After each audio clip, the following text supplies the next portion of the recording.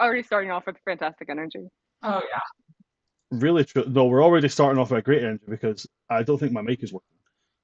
It's definitely not Oh working. no. Yeah, I'll it's have to working roll now. switch. It's working now. Hello there, everybody. Welcome to Hello. session 27 Hello. of Welcome Happy to the holidays. Academy. Yeah, happy holidays. Welcome. This is World Tree Quest's last session for the year. Such a shame. I'm gonna miss it so much for the 5 weeks that we'll be away, and then we'll be right back to doing it all over again. But yep, welcome to section 27 of Welcome to the Academy. I am, of course, your DM of Doom, Oops All Brands, and with me today we've got my lovely and amazing cast. We've got Charlie 182.0, we've got Gina Donahue, we have got Changeling Rogue, and we've got Just Dan. Now, do I have any housekeeping to do? Not really, other than just saying, this is our last session for the year. We are going to go into our winter break. We will not be returning. The first session that we will be back with World Tree Quest as a whole will be the 5th of January, which will be the forming on Mondays. So we are out as of the end of this session, far up until the 5th of January. During that time, I would like to remind everybody that, the world is a bit of a volatile place right now. Pretty much wherever you are. It's one of those weird points in world history where everywhere's kind of fucked right now. And regardless of what religion, race, creed, whatever that you stand as, this time of year is usually a time when, I hate to use the word, but honestly it's the only one I can really think of where miracles do fucking just come out of the woodwork and happen. So if ever there is a time to spread a bit of goodwill into the world, do a bit of kindness for somebody, go without for the sake of letting somebody go for, try and do it. I mean, one of the greatest lessons I was ever told in my life is that one selfless good act will always inspire another. If there's ever a time for that kind of behaviour, it should be this time of year. But other than that, that's all the housekeeping I've got. We're going to get right into the first day of school, the final lesson. But before that, can we remember what happened last session, guys? Yeah, I have to formally apologize because I did leave my notebook at the other house. That's absolutely And there's a fine. reason why I take notes because I don't remember things. All right, guys. So I have to pass off the torch for a second. Yeah. Oh no, whatever will we do? We've got the roving military at school, and Aurora can't do anything to control it, which is actually really inconvenient to everyone. The only reason Yeah, we we're keep friends you with the around. daughter of the military people, and she can't dig. I thought this was supposed to be our inn. Whatever. This is the only reason Whatever. we keep you around, Aurora, and you're coming up pretty subpar. Like, I just have to be really honest. We also did have our Sangromancy class, which was fun. Yes. Very fun. Oh yeah, Sacraments is always fun. what did we have to do? We had to manipulate it was blood. super cool. Yeah, and we actually yeah, and then we all had gained a necromancy new class. ability. Yeah. Yeah. You No, got a but scroll, yeah. right? For a spell? Yes. Yeah, but we So also you gave it to in- me. Cast Constantine spells. kept Okay. his. Okay. So, our first class together was Sangromancy after we all gathered together to discuss the Barovian military and everything that happened there. It was really fun. The goal was to manipulate your blood to expend a first level spell slot instead of a higher level spell slot to cast Right. said spell.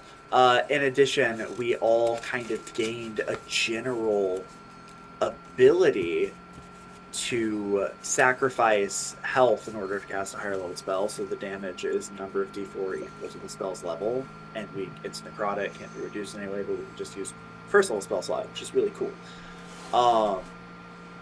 And you can't kill yourself with it, which is kind of scary. We went to our second class, took our time. A couple of us encountered certain things, I believe. I feel like I remember specifically. I subtly accused Aurora of being a vampire. Yeah, because she's walking around with her parasol, very conveniently Right. just blocking her sun. I bet it's a comedic ass parasol too. Like, Yes, to probably got, like, some clarify like that. handle like this or something. Like, I'm going to be Yeah, something super very. gothic. I'm going to be very Uh-huh. clear when I say it's gothic as fuck. yeah, for sure. Yeah. No, like lacy and like no, I see it. Anyway, we went to Necromancy? necromancy. Yep. And the goal was to learn about ritual casting. So the idea is that here is that there was no actual magic summoned from us. It was a ritual. So candle, book, and bell. We sorted into groups of 3, and each of us had to pick whether we were the guidance of the spell, the intent of the spell, or the execution of the spell, and we could use any ability check to justify it. Our group did our groups, because we were 2 separate groups. Mhm. Yeah, me and It was, Constantine immediately split off to the Constantine Necromancer. and Malekith, and then it was Achillea, Eldwin, and Ravina. Yeah. Yeah, I Ravina? think so. Ravenna. Ravenna. Okay, I said that right the first time. And we both did well.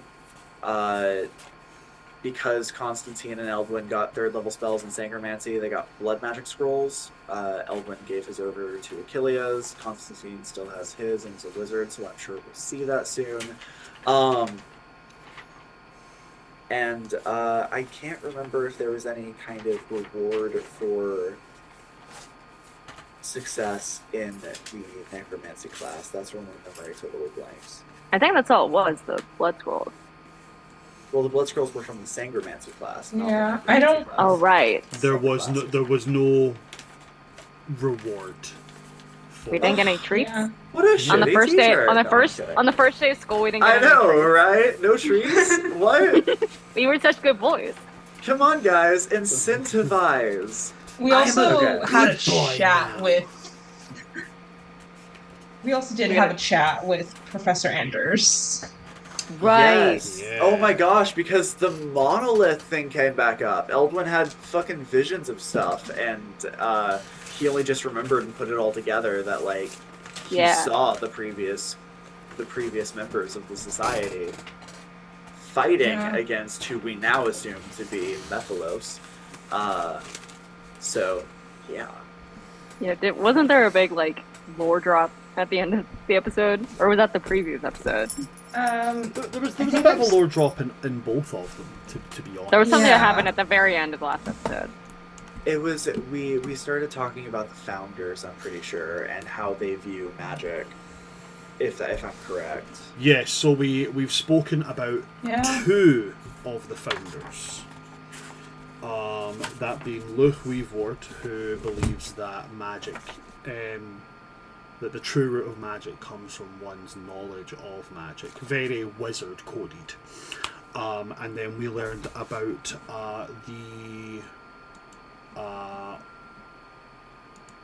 am I making this up in my head, or am I getting this right? I think the next founder that we learned about was Stonehold, Clover Stonehold, the Firbolg founder. That sounds right. Clover Stonehold, who believes that who their root of magic was in that magic comes from a partnership between you and your environment. That your magic is stronger the more in tune with your environment that you are. Oh, I do apologise. We've actually learned about 3 of them. Because we've also learned about Infernigard, who was magic doesn't come from knowledge, and it doesn't come from what's around you. It comes from within you. It comes from your body, how strong you are, and how much energy you can put into it. Like your own body's energy is what fuels the Ooh. magic. That's their stance on it. I mean, there's only 2. What was their name? I'm so sorry. Infernigard. That's, I've not even given you their full name. Their full name is, I just want to make sure I'm pronouncing it correctly. Ragnaral. Ragnaral Infernigard. Infernigard. I guess I'll just ask Rista. She knows everything. which means that I got my notes pulled up. which means that there are two. There are two founders that we are still to hear anything about. Yes. Those be. Oh, pardon me. That was a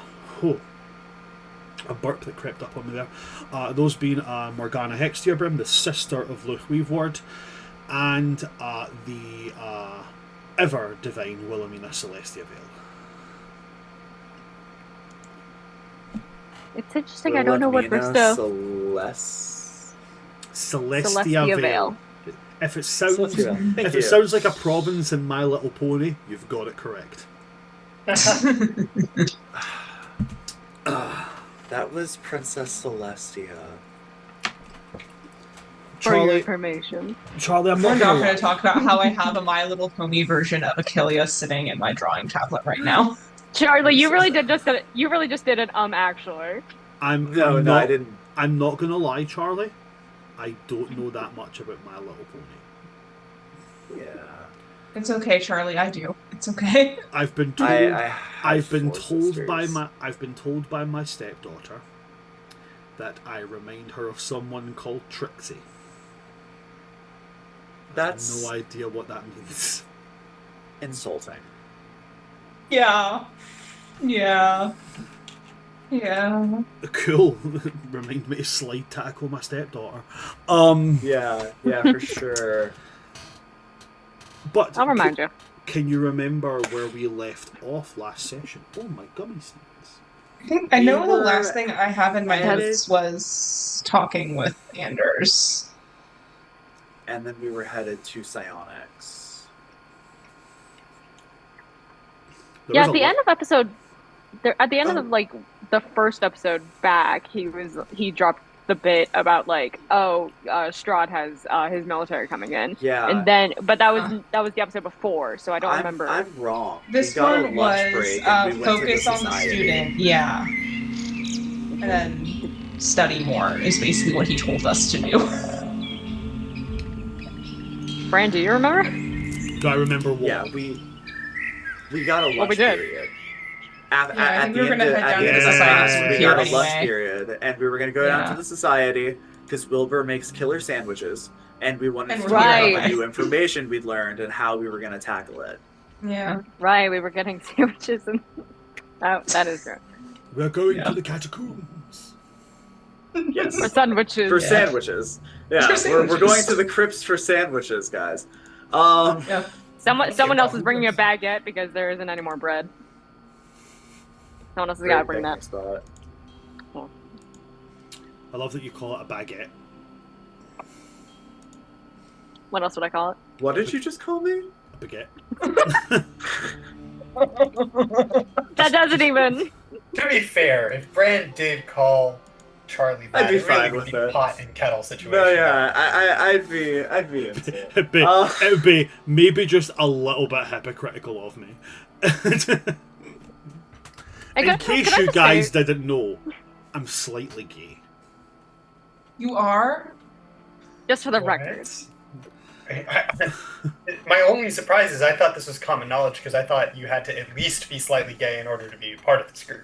Oh, That was it's, my understanding. it's pretty much widely accepted to be a cast member of World Tree Quest. You have to be slightly snappy wrist. Can I just say just something that I'm noticing right now? Charlie Bran with the red Christmas sweaters, with the long hair and the glasses. You guys are looking like twins. Oh man, Dude. yeah.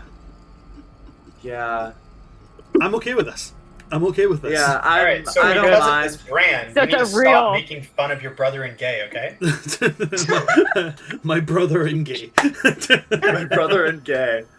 Wow, that's crazy. I will never be able to think of Charlie as anything else now except my brother in gay.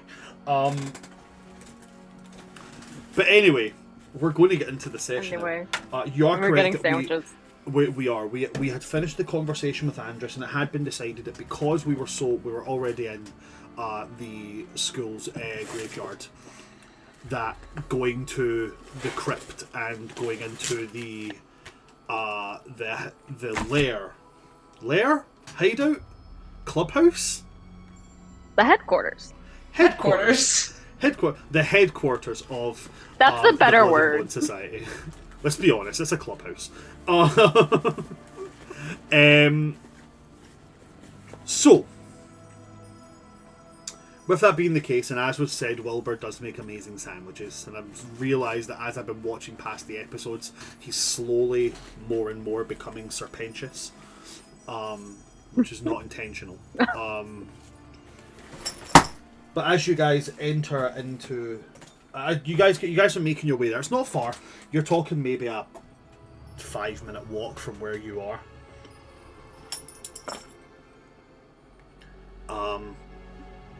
Get to the statue, enter inside, and as you do go inside, Wilbur has already prepared a plate of sandwiches. He's so good. There is, the standard ones, like, ham and mayo. There's cheese. And then there's another type of cheese. Then there's cheese and pickle. Then there's just cucumber. Because there's always one weird person. And then just at the very end, because it's my favourite sandwich, and screw anybody who insults this, there's prawn mayo. Hey, prawn mayo? I'm sorry. Can't say I've ever had a shrimp. I'm sorry, I can't get aboard with that. That's fine. That means there's more for me to eat. Okay, Wilbur. Listen, don't make me make Wilbur put cyanide in your sandwich, and everybody knows you're going for the cucumber sandwich. He's all right, so just you wind your neck in. Yeah, sure.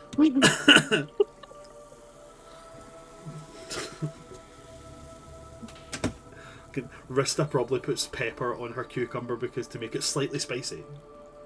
Oh my How god. dare you? Really have to call out my character like that. Hey, she might use paprika. Ooh, Oh. but that's only for like special occasions. Oh, And she's really got to take like some antacid after that, otherwise the really get you. Heartburn. It's killing.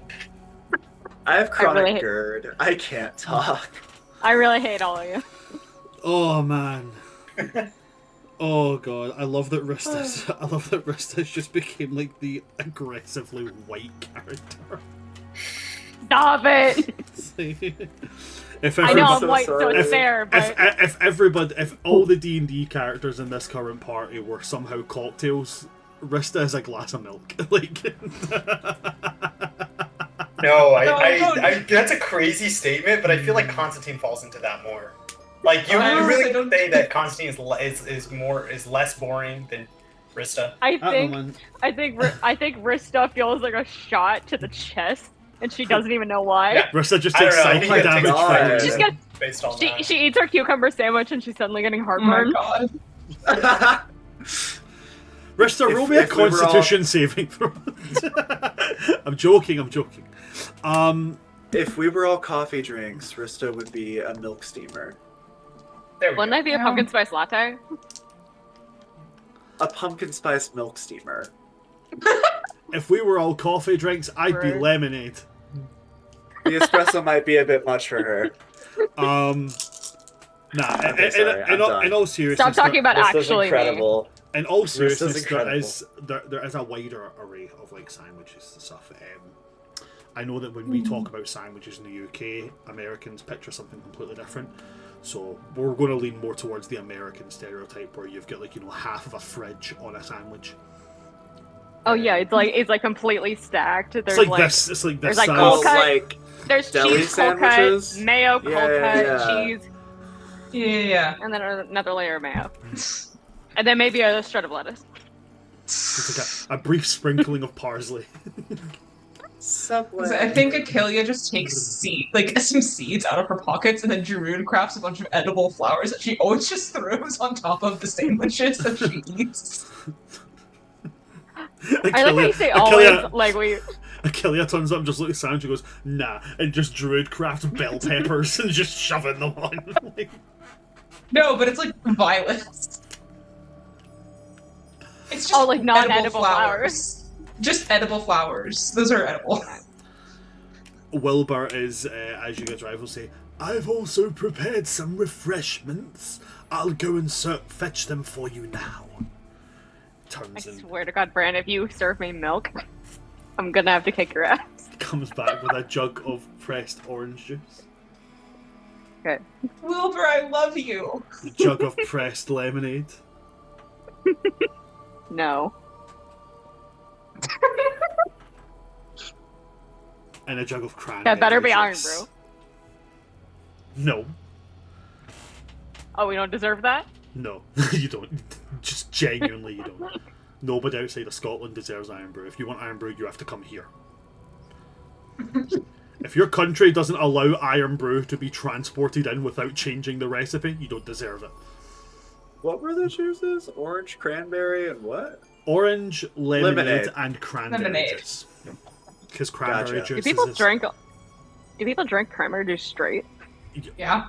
Yeah. Yes! Absolutely. Disgusting.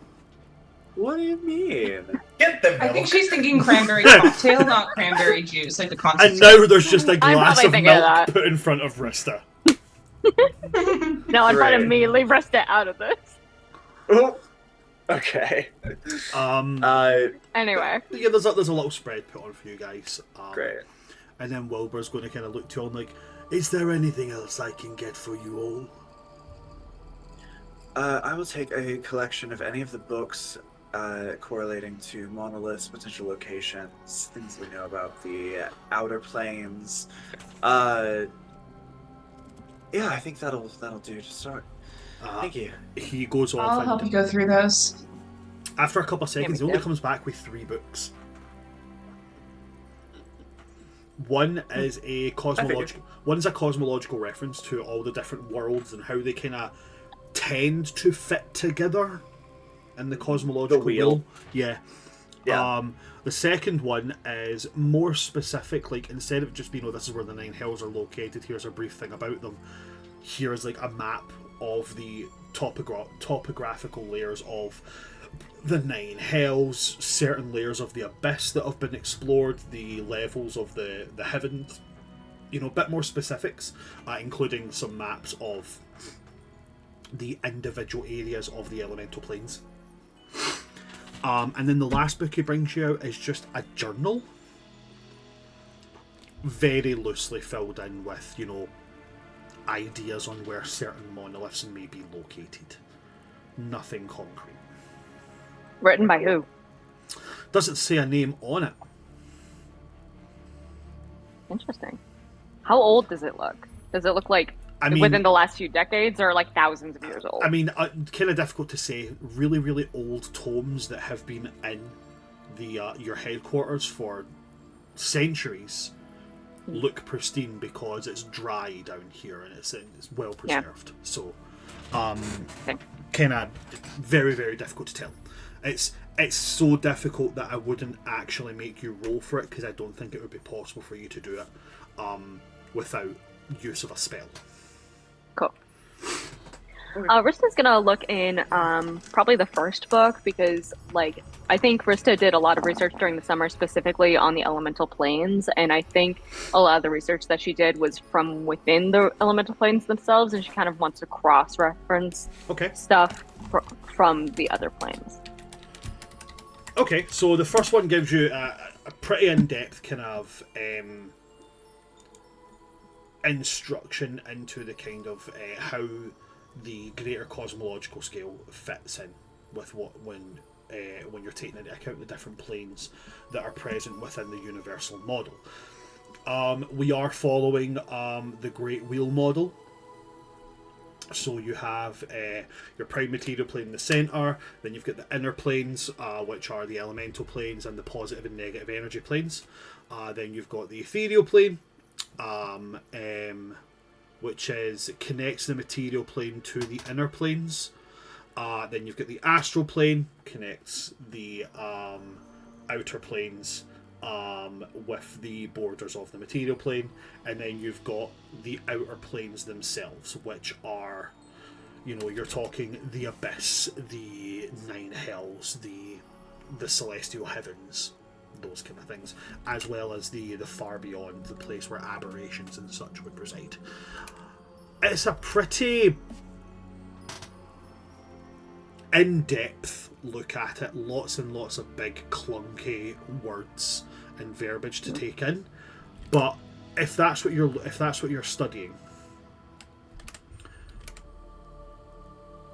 yeah, you can get a pretty good outlook of what kind of network you would have to travel through to get to certain locations. Yeah.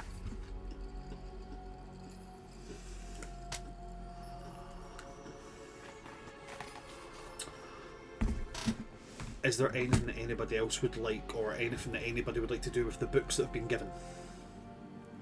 I'll flip through the journal. Okay.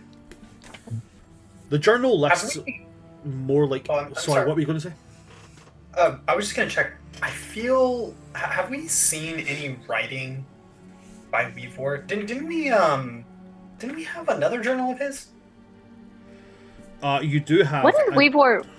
I think it was Weaveward the, like gave us something at the end of season 1. Did he give us a necklace? Was it like a pendant? Am I remembering something else? Can anybody remember that? I thought it was a journal. I thought it was a book. I thought it was. But I could be tripping. I really wish I had my notebook. This is bad. I'll go look. I will He- go look. He gave you both. Both a A pendant and a a journal. personal journal of his, as which was bound with a pendant. The pendant is about yay big, made of a kind of greyish green rock with a hole carved through the centre of it. Leave it to Constantine to only remember the book and Rista to only remember the trophy. That is like the yeah. That's most fantastic. character thing I love about that. them. Can I want to read through the journal, but also can I compare the handwriting of the journal from Weaveward to? It's the not journal of Weaveward's writing. Weaveward's writing is very much... it's very similar to like a doctor's, very quick chicken scratch style writing. Mm. This writing's a bit more... I don't want to say Careful. I don't want to say flowery, because it's going to make out as if it's Fluffy. It's like grandiose. intentionally written. It's not It- like it's chicken written scratch. in some very definitive cursive. Yeah. Very, very different styles of writing. Where Weaveward is quite detailed in his writings and events of days and such and so on and so forth. This is almost like bullet points formed in a sentence. Okay. Mentions a couple of places where they have looked for monoliths, which were not found. So they have... One of the ones that they do mention quite actively is location of the monolith that represents necromancy. And they list a whole bunch of areas. They looked a lot of realms of death, individual like Barovia is mentioned. Apparently, by their writings, they traipsed through the Palace of Forgotten Memories, which is the Palace of the Raven Queen, to no avail. But they do kind of stand on the idea that it is somewhere in the Shadowfell, because that would make the most sense. Other monoliths, it's just ideas that they have, but they do have written down a potential, and there's nothing else written after this, for the location of the monolith directly relating to illusion magic. Didn't we already know that was That's in the one that's the heavenly plane? So that's the one that is suspected to be in the heavenly planes, but they have written next to it decoys may be placed.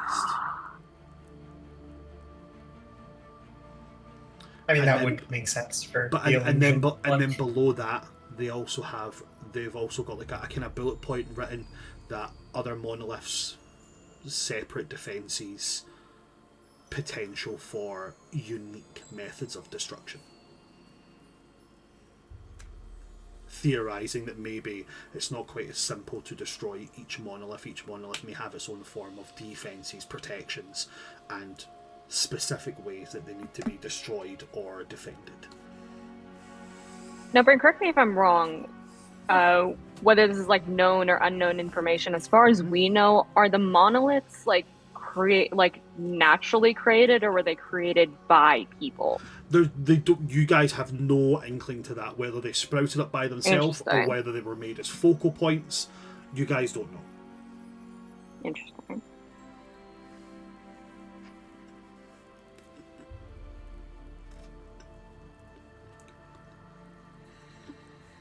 Okay. What I will say is, for anybody who's looking into this journal, you can roll me an insight check.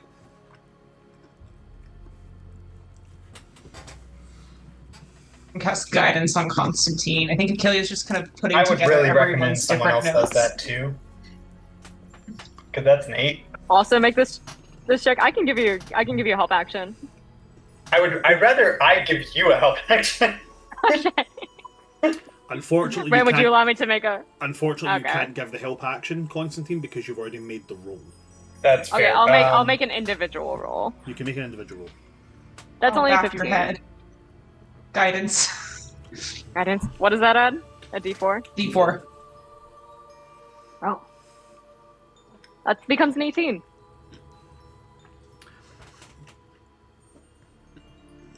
As you look through this book, Rista, something does start to kind of stand out about this. This book seems to be written from the point of view of somebody who wants to find and destroy the monoliths. Ooh. Okay, I tell that to Constantine. Constantine's a little embarrassed that you didn't recognize that. Yeah, you notice all like the negative connotations they're making with the monoliths, like vile, awful, destroy. They literally use the word destroy. You didn't catch that? I may have been distracted by the sandwiches. They are really good. I added just a little bit. I added a little bit of pepper onto mine. Oh, daring are we? You know, I'm being very good at Wilbur has this great home remedy for that thing you get after you have spicy food. It's called not being a little bitch. That's the one. Okay. I've never had to Okay, use you Arista, but if you need it, go for it. You can take your journal back. Okay, be blind. Oh, Wow. snap. Bouncing back at someone who upstages you with insults. You sound like me. Speaking of which, Eldwin, where are you with that other book? You seem to be distracted by your sandwich. Oh, you didn't think I That's planned totally on you. reading these, do you? I just planned on letting you guys do the work and then talking. Oh, in fuck the you. Oh. And Socratic Achilles discussion takes afterwards. the book. Achilles takes the book from Eldwin and starts Eldwin's reading like it. getting crumbs all over the book. My intention was not necessarily that we read these books right now, but I'm glad that we are doing some research. I was Who's thinking about a plan of action. You know, I mean, to some degree, yes, focus on our studies, focus on finding the student in the school. That's great. Some of us have a skill set very geared towards that. I capture all kinds of gossip all day, every day. I know Rista does too. Things that could lead us to these people. This one student. Hopefully not these people. But I mean, we do need to consider that if we are supposed to guard these monoliths, we should be working to find a way to do so. Right? Yeah. Well, I I mean- don't disagree with you. It's also not exactly in the position of being able to up and leave on a moment's notice. It does make me wonder why this task is given to students. I mean, I can certainly see the benefit of the Blood and Bone Society, but for students it seems a little odd. I would understand more if faculty were in charge. I mean, we also will be able to actually like leave as long as we just make it back to our classes after we pick our like whatever founding person we're following more. It'll That's be true. a lot easier once we're at that point. But Well, I do and that's agree that it exactly seems like they want us to treat this like a part-time job when it should go to someone who can treat it as a full-time job. I think what you're missing is that students are oftentimes exceptional. Occasionally, students come in who are better than the ones teaching them. They just need a little push. And the most remarkable thing about a student is that you're no one, so no one sees you coming. And also it means that we're expendable. You could look at it that way. I choose to look at it in a glass half full kind of way. What happens? Consider both, and also we're still learning. We see things in a different way because we're still learning. It's not all solidified yet. That is fair. Our brains are more plastic. How do you know what plastic is? And like plasticity, it's not like anything that rocks anything up, like plasticity, like you're able to adapt and change. What the fuck is plastic? Right. Do you know why plastic is called plastic? Okay, anyway, sorry. So We're getting into some deep exposition right here, guys. hold on. Say we find these monoliths on our expeditions out. Sure, we can make a strong guess that the evocation monolith can be found in the elemental planes. We can make a strong guess that the necromancy monolith can be found in Shadowfell. But when we find these, how do we fulfill our role as protector? It might be worth considering studies into, like, oh god, I don't know, an alarm system that we can put around them or something. Some way that we're notified when they're threatened. I don't know. I'm just spitballing. No, that makes sense. That's a fair question. My biggest concern is still finding them, and more so having the time to find them. We don't know. I'm going to kind of gesture to the notebook. We don't know who these people are, but, well, yes, I think we might be exceptional students. I'm going to take a stab in the dark and say that whoever wrote this journal probably had more resources than us and spent longer looking than us, and they didn't find all of them. So how Why do you exactly- make that assumption? The Well- journal was in the library of the Blood and Bones Society. How do you know that wasn't written by a student like us? Well, it could have been, but regardless, my point stands that it would be difficult for us to go look for something and find them while also maintaining our status in the school. I'm not saying impossible, I'm just saying we'll have to look into how that would be possible. Yeah, I also aren't at least 2 of these 4 people former Blood and Bone Society members, or am I just tripping? No, they were former Rejected. candidates for the Blood and Bones Society, and they Candidates. were The all only- rejected. Make it in. The only one of them who has not been stated if they were rejected before admittal or not is Mephilos. It's up in the air if he was actually included or not. in the society or not. But Desamina, Cronus, and Kadar were all rejected from joining. Yeah. Look, I think that he might have been in. Whoever wrote this is one of them. However, we have information that helps us here. You're worried about having the time. I just came out of the Feywilds. Fun fact, time does not flow equally in all dimensions. And to some degree, it's calculatable. And he's gonna reach for the book on the Great Wheel Cosmology and see if it says anything in there about time distortions and moving between these boundaries.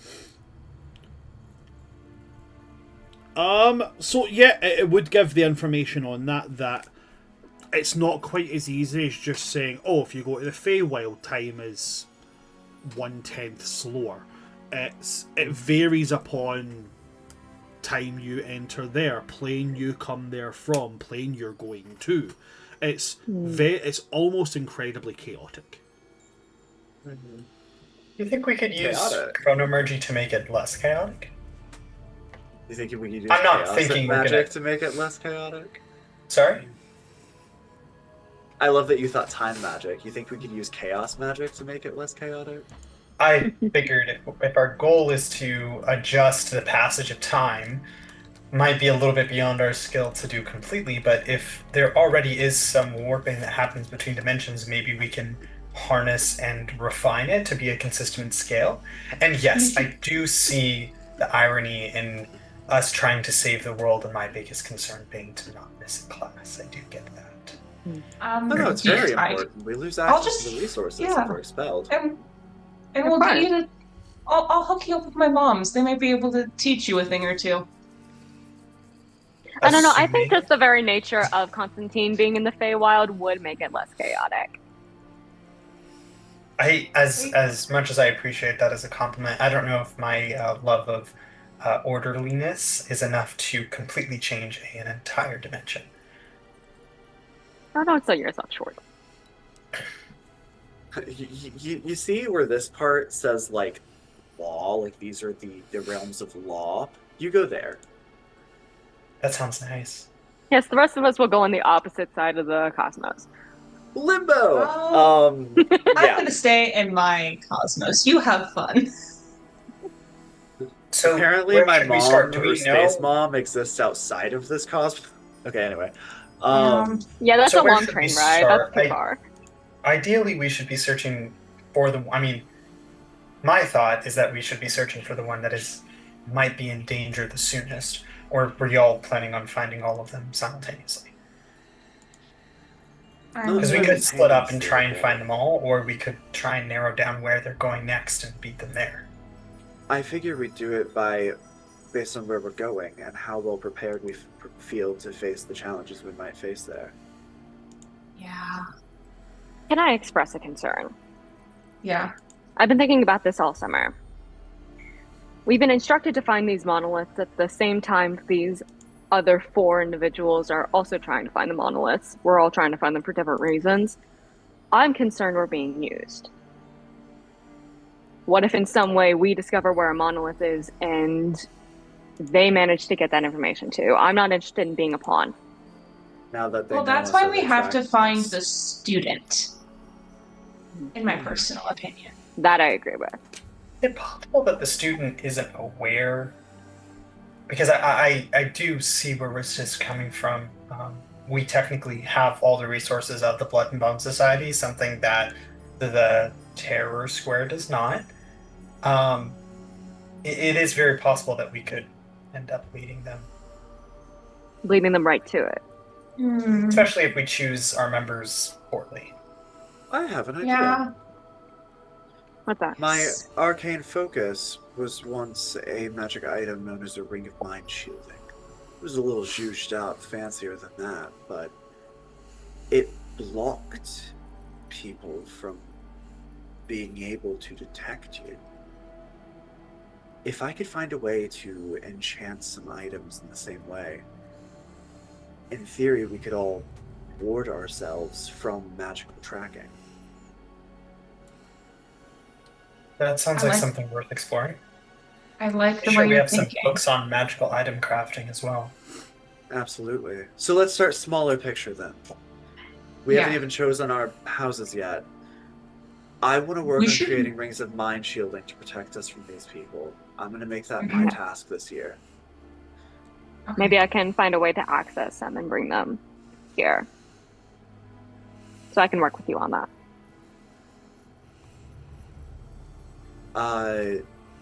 What other main objectives do we have? Let's see. I'm thinking Gain of our jumping other into the two. orchestra.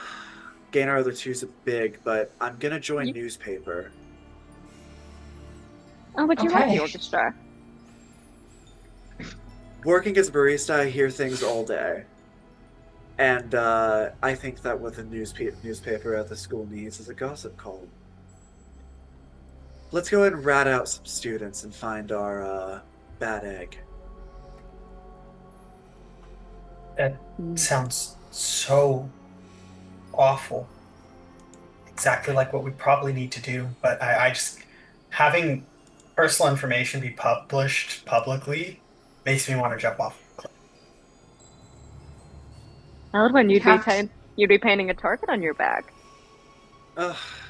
What's new? You're not wrong. Well, I can, not to boil my only usefulness down to reading, but I can continue to pour through the books both at Blood and Bone Society and also at the library.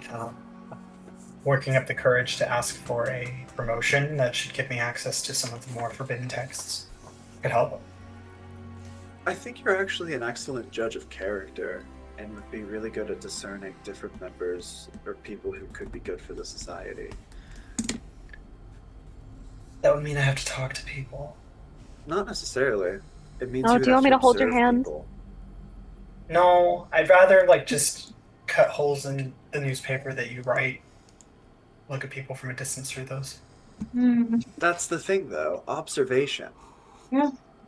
If we want someone to join, based on how they interact with us solely, isn't necessarily a good indicator of who they are. But That's true. playing a little observation, seeing how they interact with those who they consider above them, below them, how they study, how they dedicate themselves, those are things that help determine a person's true character. Okay. I suppose I can begin that. Do we have any candidates? I want Lucian. I am I with you do there. agree. Lucian would be great. I think he'd be much better than his sister, to be honest. And right now, with the Barovian military prowling the school and the immediate threats, We could use I'm another also ally. 90% sure she became a vampire over the summer, like a full-fledged vampire. What? why do you say that? Look, it's not just because I don't like her, okay, guys? I promise. But do you have more than a hunch? She's more afraid of getting freckles this year. It's She's weird. afraid of her skin blemishing. But she wasn't last year, Vrista. In the hallways, she's using the parasol. It's weird. She's Okay, I'll using ask the her about it later. parasol to what? Give off aura? I don't know. I don't know, it does really fit with her gothic aesthetic. I really love it. But I'll ask her about it later. I Well- will not apologize for. Rissa, keep an eye on Aurora. That's something really that we need right now this year. Constantine, start looking out for Lucian. You've had interactions in the past, and your history with Aurora and potential dislike of her could be an advantage between you two. And we'll keep going from there. I'm a little bit new to some of the social interactions. Could someone maybe help me with an introduction? Hey, I went out with your sister one time and it didn't go great, but you seem chill. Let's hang out. Achillea. I can reach out to Lucian. I haven't talked much with him, but there's enough. Besides, I don't know, He Lucian and- typically avoids me. yeah, because you're best friends with his sister. I know, and I didn't know that I had to choose one sibling, but I suppose I did. Hey, When Brand. I'm on random Aurora question. duty, you two can be on a Lucian duty. That works out. Is there a question for me being asked? Yeah, y'all don't judge me for this. So, that attractive individual who's really against fascism, who is that again? Ravenna? Ah, I you mean, mean, Specifically the one who's you against mean- fascism. you mean the other goth chick? Listen, Constantine doesn't have a type. I swear. But you do. but Dan You has do. a type. No comment. That would be, if you're talking about the Ooh. one from your necromancy class, that would be Ravenna Falomir. Okay, good to know.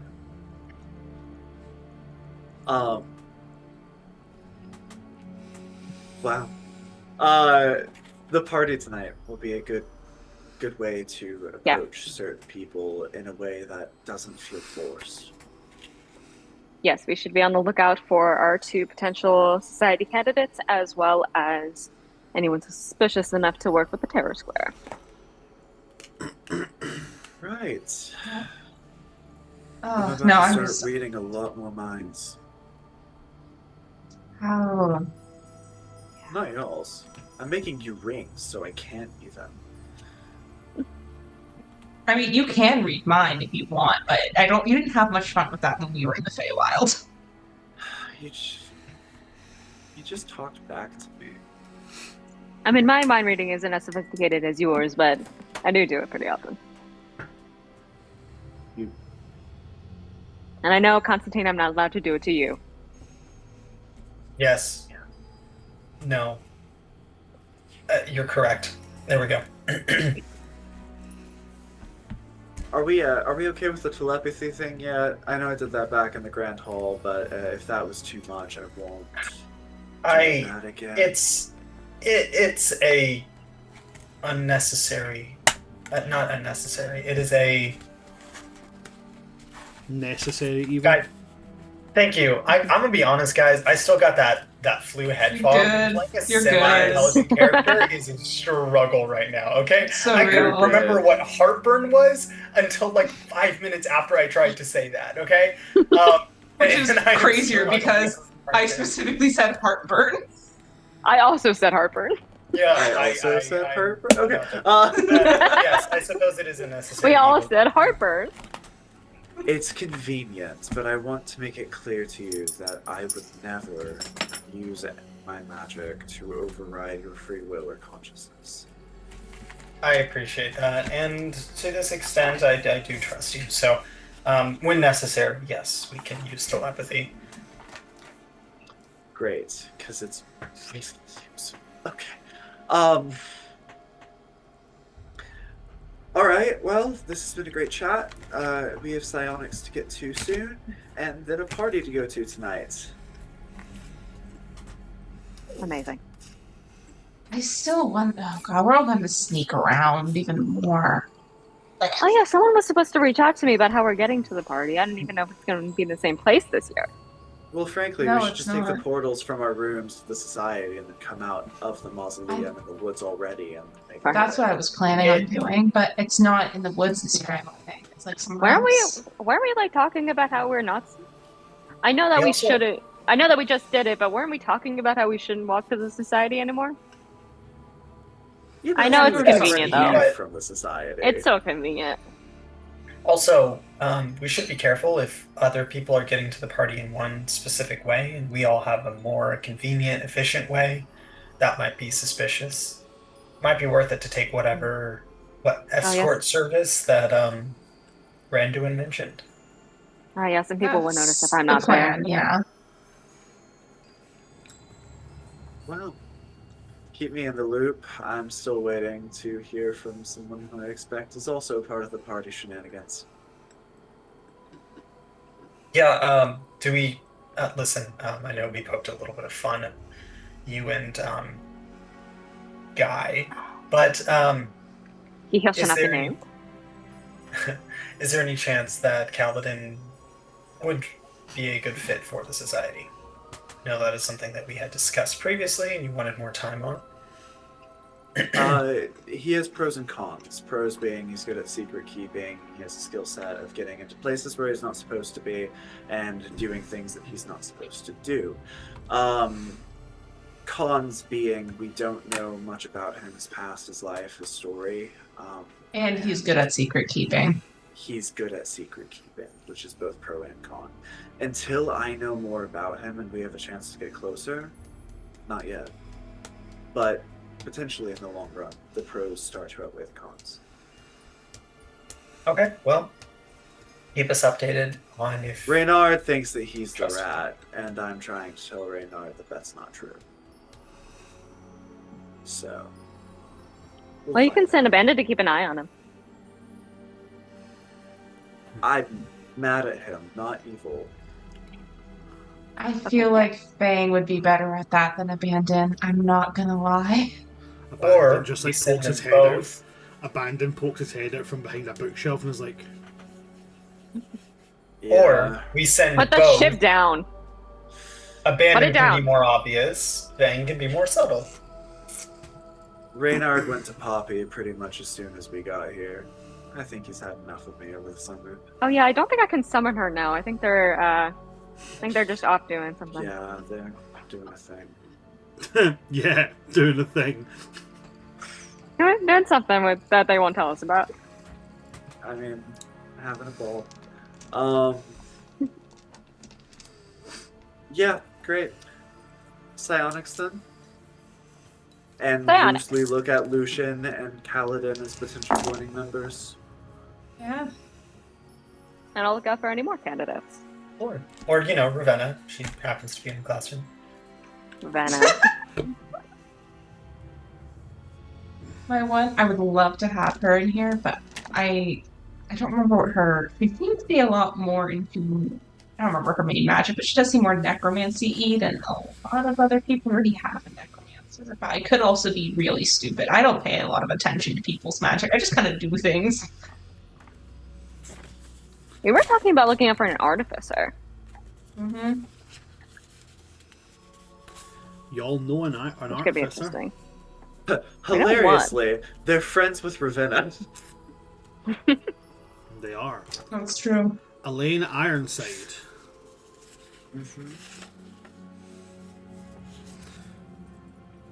But Anyway, Psionics. Alright, Oh, yep. nice. Malekith got to show off. My turn. Okay. Oh yeah, you need to stretch. No, Yeah. that's just for effect. Everybody knows that the brain's a muscle. Oh, yeah. Okay. So, contrary to what people would assume, as you guys have seen, potions, your alchemy class is not located in the dungeons. It's located closer to the greenhouse. However, when it comes to the study of psionics, that is located in the lower reaches, we shall say, of the academy.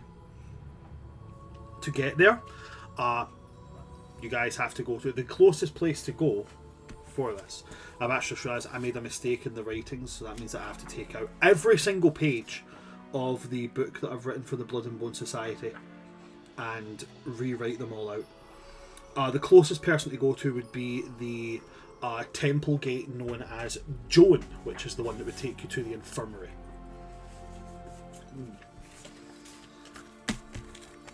I can't remember the voice that I gave Joan in the one interaction that you had with her, so it's just going to come out as what it is, and we're just going to run with that. Okay? Great. Cool. Glad we got to that. Can I ask just a quick question Of course you while can. we're leaving the mausoleum to the school? Mm-hmm. How's it recovered? Like a massive bomb went off, the greenhouse was destroyed.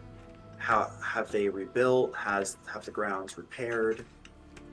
Oh yeah, the grounds are repaired fine. A lot of the professors here are pretty high power individuals. Some more high power than others, specifically in their deeply specific fields of magic. For one, Professor Zestella is a masterful druidic presence.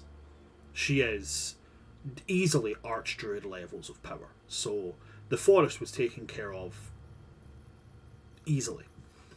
And then when it comes to the actual repairs of the buildings themselves, most of the gargoyle security presence you guys have around here are fairly handy.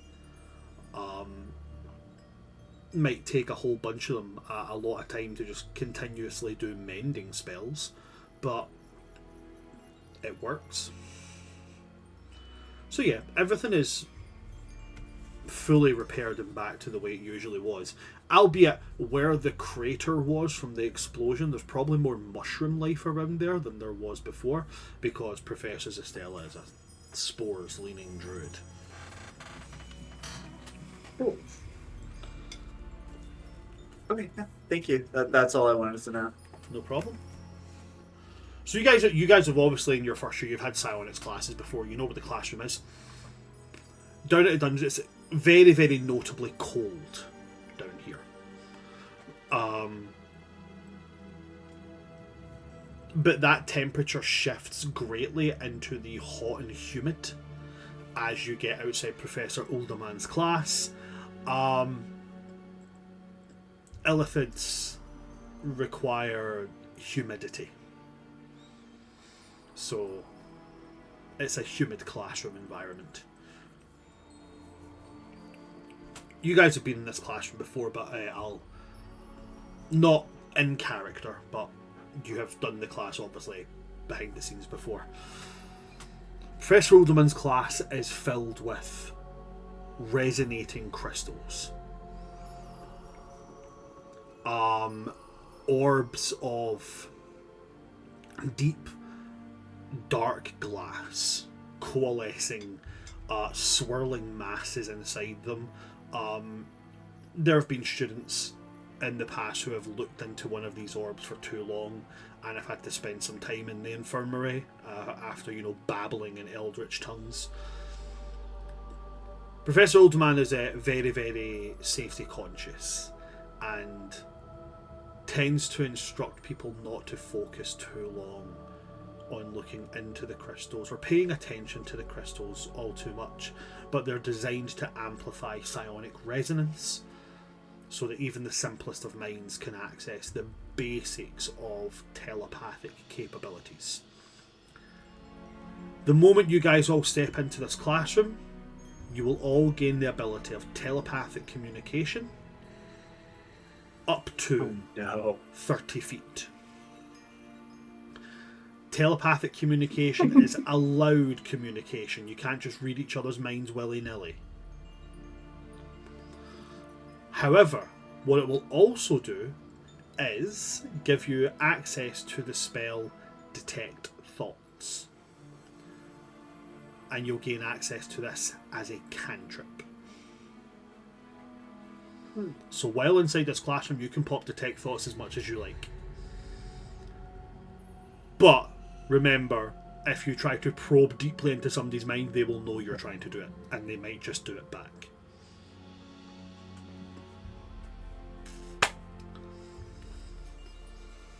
So you enter into the classroom, you sit down,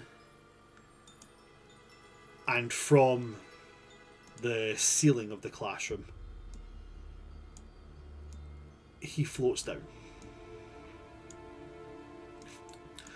Professor Uldaman is an Ilithid. He's an Ilithid wearing a very, very smart suit, but he's still an Ilithid. And there is always that kind of immediate tensing whenever an Ilithid comes into view. And as he floats down, landing in the middle of the classroom is also made up of kind of like a surgeon's examination room. So you've got like the dais at the bottom, and It's like sterile. it's all so it's all like black wood and stuff like that, and the seating goes down almost amphitheater like into the centre of the room, where there's like a raised dais where he would conduct his lessons and such. On this raised dais there is a circular table which has 4 glass orbs on it.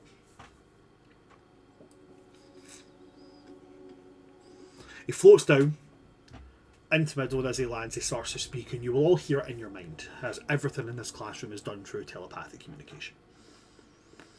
He says, "Welcome to my second year students, to your first Psionics class of the year. Today we will begin a deep look into the structure of the mind. Psionics is a dangerous and ill-used, often, discipline of magic and arcane study. But in the right hands, psionics can turn the tide and often aid in healing of ailments that do not tear at the body rather than rip apart the psyche. However, And he gestures to one of the orbs, and it starts to levitate off the ground, off of the table. Every use of psionics is a ringing bell to creatures from the outer realms. Creatures who would love nothing more than to dine upon the psionic energy emanating from those who utilize psionics. Today I will be teaching you how to defend your mind from their advances. I would like a volunteer. Eldwin straight away. Professor Uldaman kind of gestures down to you.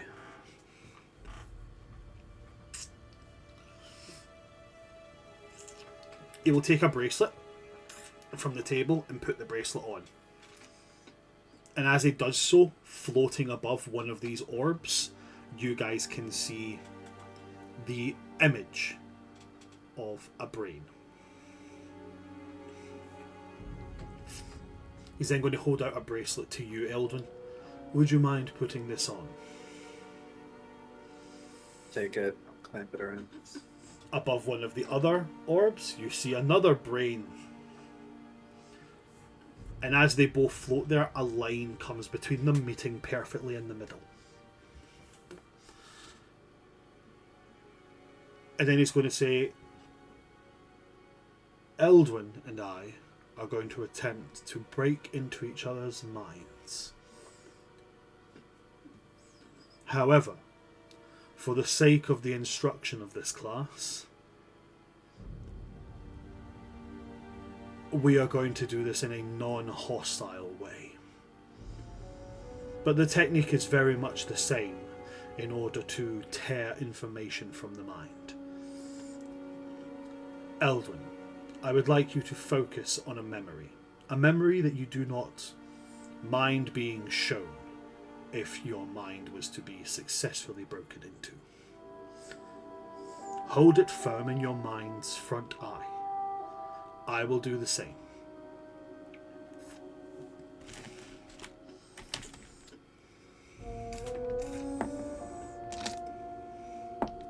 And he kind of closes his eyes for a second, then opens his eyes and says, I am prepared. Are you? Yes, I believe so. And now what we will do is we will begin to send pulses of psionic energy towards each other's mental states and try to break through, as it were. And then he's going to turn his eyes to you and he's going to say, as is usually the tradition for the mental, I will allow you to take first blow. So what I'm going to ask for you to do here, Eldwin, is I would like you to make for me an intelligence check. It's going to start off as just intelligence right now. Okay. That is the 17th die, which makes a dirty 20. Dirty 20. Even with their high saving throw capabilities, and that one is still going to be a nat 1. For a nat 1 with a total of 12, the line that's met perfectly in the middle between these two almost holographic brain representations shifts to you having pushed forward a little bit. As you push forward a little bit and you gain a kind of step towards it, you start to hear whispers. Not like hostile whispers from the outer realms and such. You're hearing whispers you can kind of get is sounding similar to Uldaman's voice.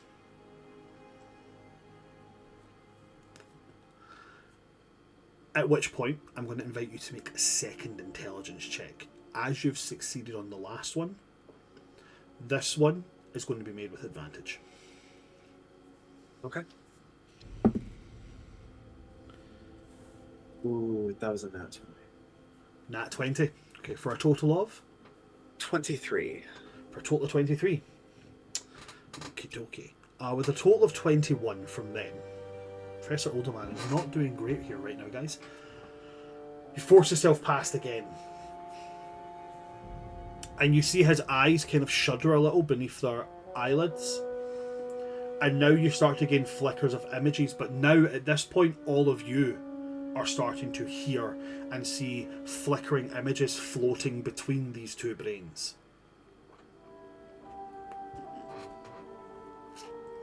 Eldon, I invite you to make your third and final intelligence check. See, that's more like it. What's that supposed to mean? Well, the two rolls that he got at the beginning were a 1 and a 10. Mm-hmm. This one he rolled a 14. Oh, okay. So that's a total of 25. Okay. Do I get advantage on this one or not? You do get advantage. Oh, wait, crap, Okay. that's the third one, and so he actually rolled with disadvantage. And that's okay, because I'm just gonna give him my important roll of 3, and we're gonna call that that. Right, okay, cool. Right, yeah. That's gonna do it. Uh-huh. And yeah, that's So it's a gonna total of be 14. it's gonna be a 19. Okay, cool. At this point, very Avatar: The Last Airbender style, whenever they're doing energy bending, the light of your one hits towards the holographic image of the brain representing Professor Uldaman and overcomes it. At which point, between them both, an image forms. An image of a young elf running around playing with a bunch of other elves. Seems to be like a childhood memory. They're playing some form of sport which looks kind of similar to lacrosse, but instead of a stick with a net at the end, it seems to be almost like a large flat paddle with a slight divot in it. Kind of like a really flat, slightly spoon-like shape.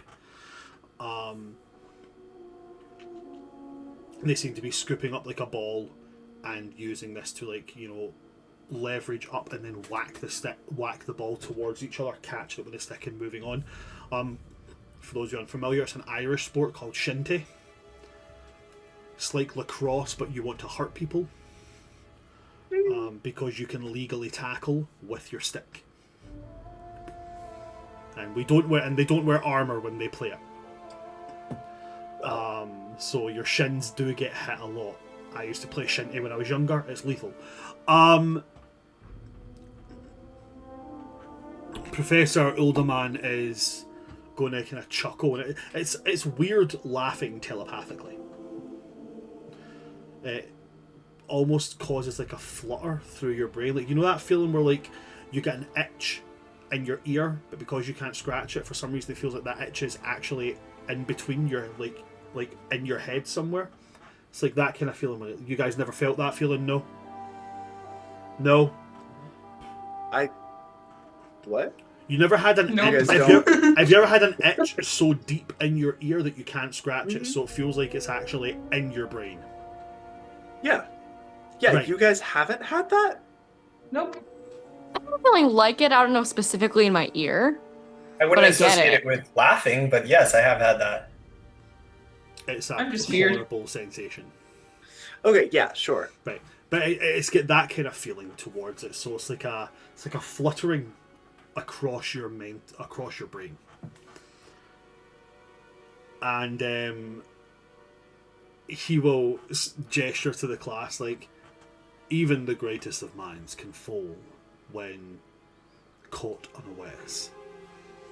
Well done, Eldwin. Very, very well done. I assume there was going to be I go then you go. Is that not the case? Oh, I mean, for you all, that will be the case. This was simply a demonstration. Oh, okay. I would like each of you to find a partner. And then you will take it in turns trying to break into each other's minds. Due to the safety and security risks of such a thing, each will be limited to 3 attempts. Get as much information from your partner as you can.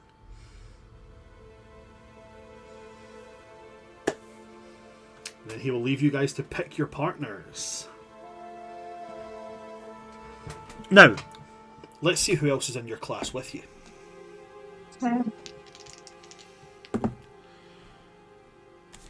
Okay, we got the big 7-0. I know who that is off by heart.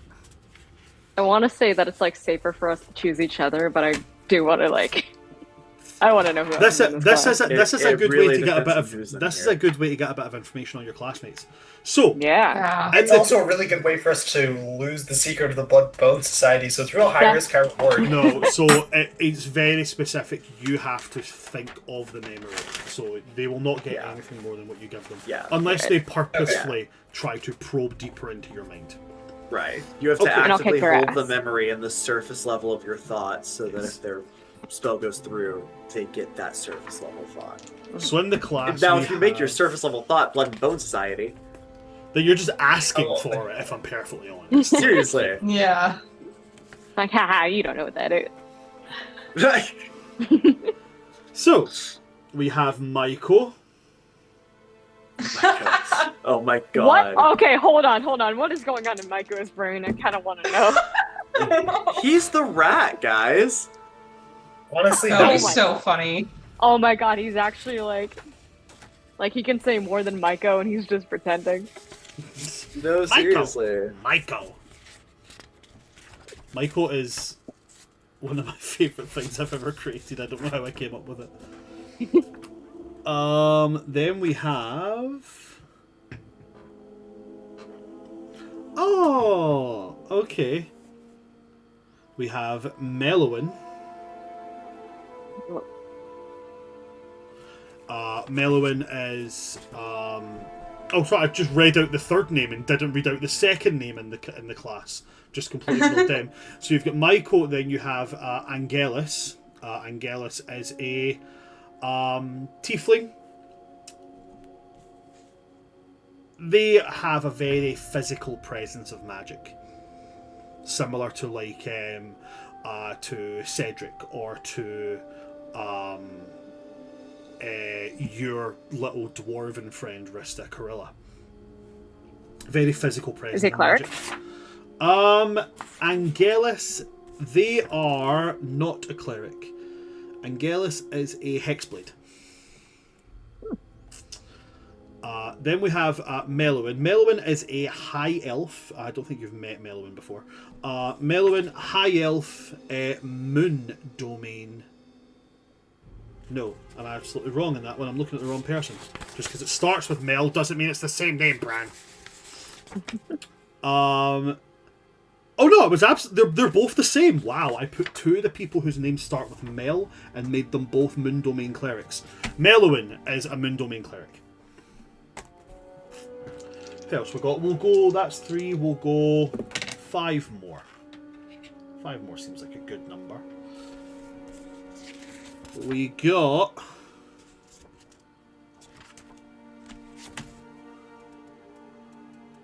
Ha ha ha! I love this guy. We have the Illusion Wizard, who goes by the name of Ilario Vicanto. I wish I could say he was something cool and out there. He's just a human. His name is suspiciously a lot like a Lauren. Ilario, well, yeah, it sounds the same, but Ilario begins with an I, so... Just so you're aware. Then we have, coming in... Oh, okay, cool. We have Lucian. Lucian's here. Ooh, someone snack him. We also have... Okay. We've got Piero. Oh, poor guy. Someone snag feel like him. he's He's gotta being be, in the like- wrong place at the wrong He's time. got to be impenetrable. Like there's nothing in there. It just I have bounces back. Do you think I he is thought the of- traitor? No, I just thought of the best way to torment. We have If I revealed to him Torva. that it was you? Yes. We have Torva, and last and most certainly not least, oh ho ho ho, we got them both. With a 55 on the last roll, we have Aurora. Oh my gosh. So many juicy options. Okay, so you have obviously the juiciest option that everybody wants to jump on straight away. We've got Michael. Mako? Who doesn't want to know what's going on in that little guy's head? We've got Angelus, the Tiefling Hexblade Warlock. We've got Melowin, the High Elf Moon Domain Cleric. We have Ilario, the Human Illusion Wizard. We've got Lucian, the Dampier Bladesinger Wizard. We've got Pyero, the... What the fuck is Pyero? I know he's a wizard and he's bad at it. He's a fire He's a fire genasi. He's a fire genasi. I know he's a fire genasi. I'm trying to figure out what subclass he is, guys. He's not a subclass fire genasi. He's that bad at being I remember a you once said that his highest modifier was a +2. I thought he was evocation. He's an evocation wizard. He's an evocation wizard. Yeah. That makes sense, yeah. Then you have Torva. Torva is the Goliath Tempest Domain Cleric. Oh. And then you have Aurora, who is just an asshole until look at it. Aurora is a she is a undead patron warlock. Very She's really enough. just going for daddy's credit card. I would like to walk a lot of intention towards Aurora, making eye contact. And then right before reaching her, I'm going to take like just a slight left turn towards Lucian. You're like, Lucian, would you mind partnering with me on this one? Holy shit! Let's see if he does. Dan, you're my hero. Lucian is going to look at you, then look at his sister, grin, look at you and go, I'd actually quite like that. So Lucian and Constantine pairing up.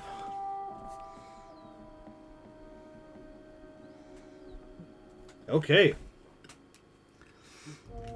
To the rest of you, who would you like to partner with? Someone with a higher intelligence should go for Aurora. So You think we should go for Aurora? If we I do, would it should go not for be.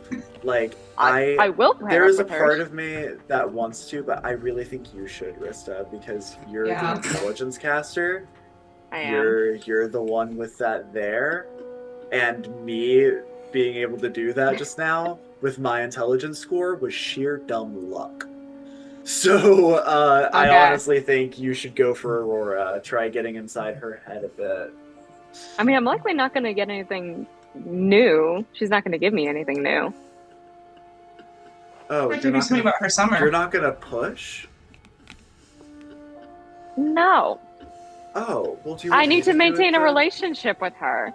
I don't. I'm not looking to alienate my friends. Okay, sorry. But I probably will go pair up with her. It just makes sense. The twist Especially of after this, especially after that slight that Constantine just did. I feel like I need to go defend my friend. the twist of this class is going to get you guys. It's really going to get you. So, Oh, don't say that. Then I'm definitely going to go to Aurora. Rista, you're going to Aurora? Yeah, I'll go with my bestie. Okay. You walk towards her. She sees you with this kind of like glaring look towards Constantine when you come over. She kind of puts her hand out. She kind of like takes your hand, and then she's like, "I'm going to kill your friend." Oh, I can't really help that.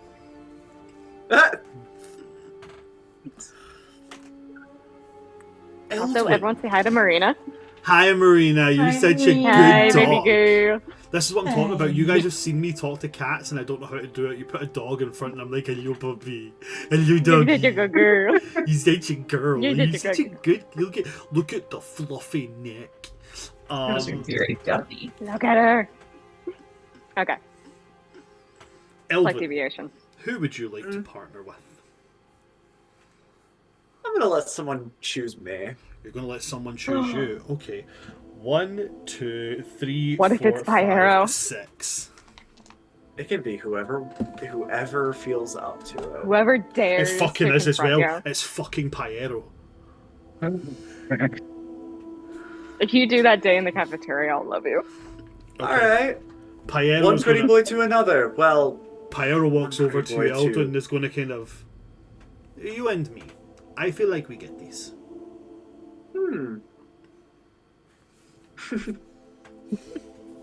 All right.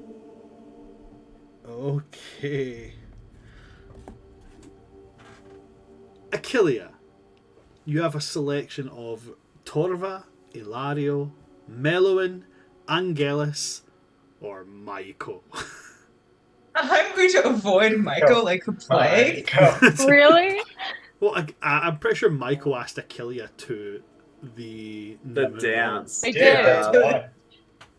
Achilles And going to she- avoid Michael like the She plague. turned But him also, down Maiko, flat. Maiko apparently asked everyone to the dance. Even more of a reason to avoid him. Maiko is like, if you've Um. ever seen My Hero Academia, Maiko is like Mineta.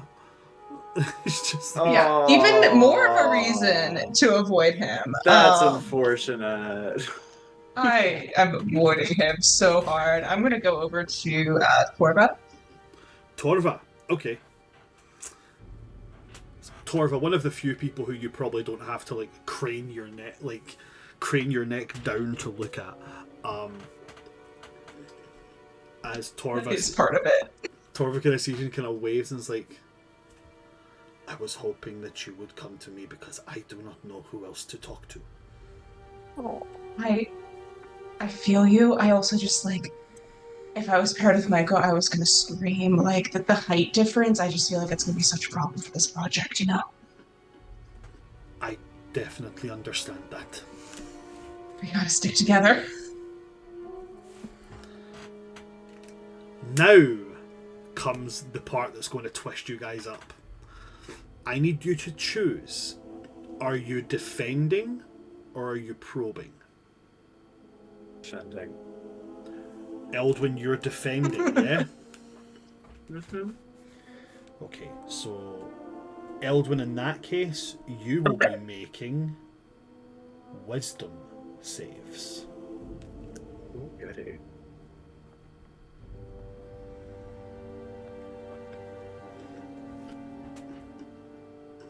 No, you won't. No, you won't. You'll be making charisma saves because you're a sorcerer, right? I am, but that's way worse for him. You'll be making charisma saves.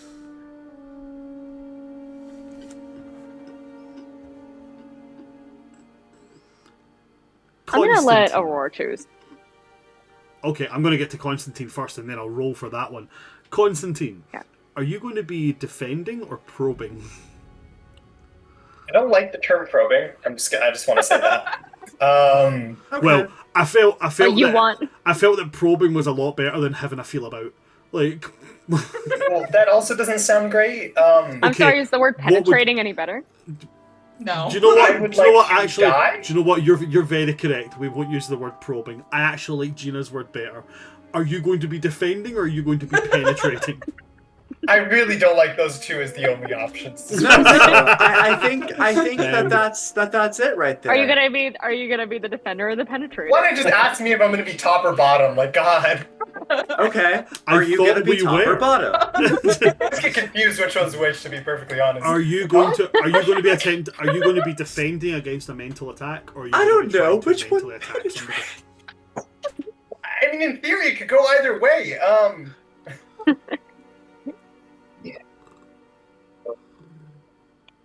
We've gotten too lost in this. Are you attacking or I- defending? I will attack. You'll be attacking. Great. I'm sorry, I couldn't quite bring That myself makes more to say sense. I'm trying. In that Yeah. case, yours was going You to have be the blue brain. same. Yours was going to be the same either way. You will be using intelligence.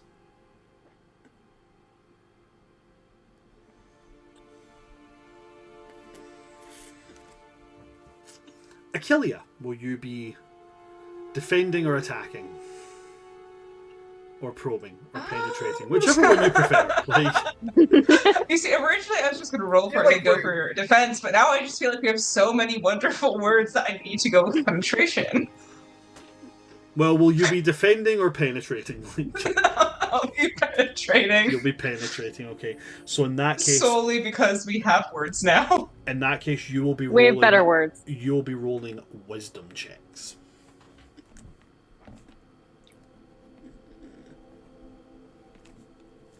And last and most certainly not least, Rista, will you be? I'm gonna gesture to Aurora and be like, please, you pick. Okay, she will choose odds, defending, evens, attacking. That is evens, so she will be attacking, which means that you, Rista, will be using. You are a wizard, so you'll be using intelligence saving throws. Lovely.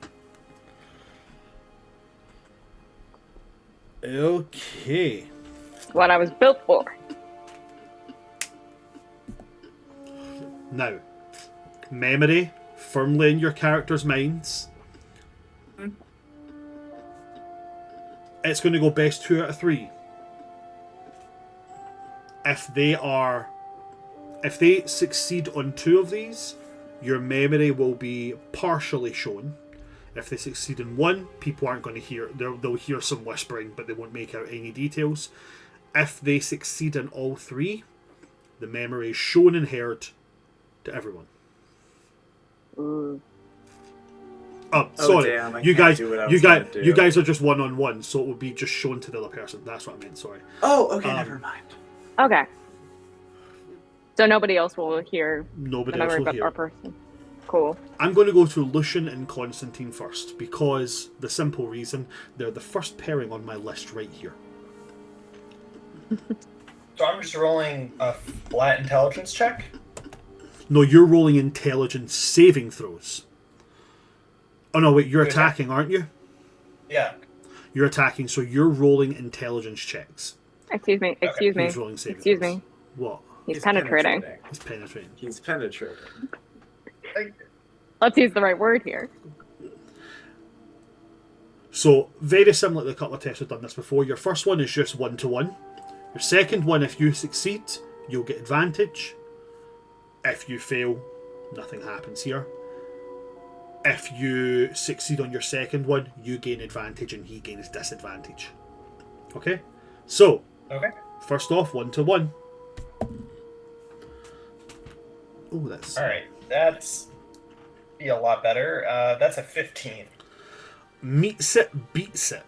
So, Oh, what is your intelligence modifier? +5. You both have a +5. So now we have to do just another roll off. Clashes, Okay. bang. So now nothing changes. Just goes straight back to another 1-to-1. Okay. Oh, that's Okay. not good. That's a 9. Oh, they win that one with an 11. They rolled a 6. But both bad rolls. Wait, hold on. Okay, yeah, no, I must have bumped that. I looked down, it was a 4, and then I looked down again and it was an 11, but I'm pretty sure my hand bumped it, so I'm going to say that was a 9. Or the drugs are kicking in. And by drugs, I do mean prescription flu medication for legal reasons. And because that's what it actually was. Okay. You levy another attack, and this time they defend so intensely that they push back. Which I don't know how, because you both rolled bad. This is just like who's shitter at Psionics. He does manage to bounce it back a bit, and you feel kind of like as they bounce the attack back, your own weakened defense at this point kind of slips a little bit. It's going to come to the second one. This one you're rolling absolutely fine. He's rolling with advantage because he's one step ahead of you. Okay. Wow, it's just going downhill. I feel like Constantine. I'm just being real fucking honest right now. I feel like this is supposed to be the blind leading the fucking blind with advantage, a nat 1 and then a 2. I rolled a nat 1, so. Right, so oh my god! So he beats you by being. By 1. By being slightly. I don't know. I feel like Both of that these- one should both mean of that the these- spell doesn't even happen. Both of these guys are wizards. Like, this is all intelligence rolls that are being made right now. Yeah, that's not great. The actual fuck. I'm pretty sure it has something to do with Aurora. I don't know why. Aurora's definitely fucking it. So, with that second bounce back, they do kind of push you back a little bit further. Their mental wall, so to speak, now encompasses part of your psyche. That is 3 rolls. You have failed on 2 of them, succeeded on none, drawn on 1. They have technically succeeded on 2. Which means they're going to get brief snippets of sound as well as some fairly fuzzy imagery of whatever memory you have in your mind. Would you like to share what they will get? And I'll put that in your ball court. They don't get the full memory, they get snippets, hazy memory. You know, fittingly, it's going to be a bit of an embarrassing memory of a failed tapestry, where I just kind of put all the threads in the wrong spots, since clearly that reflects to what just happened. Okay.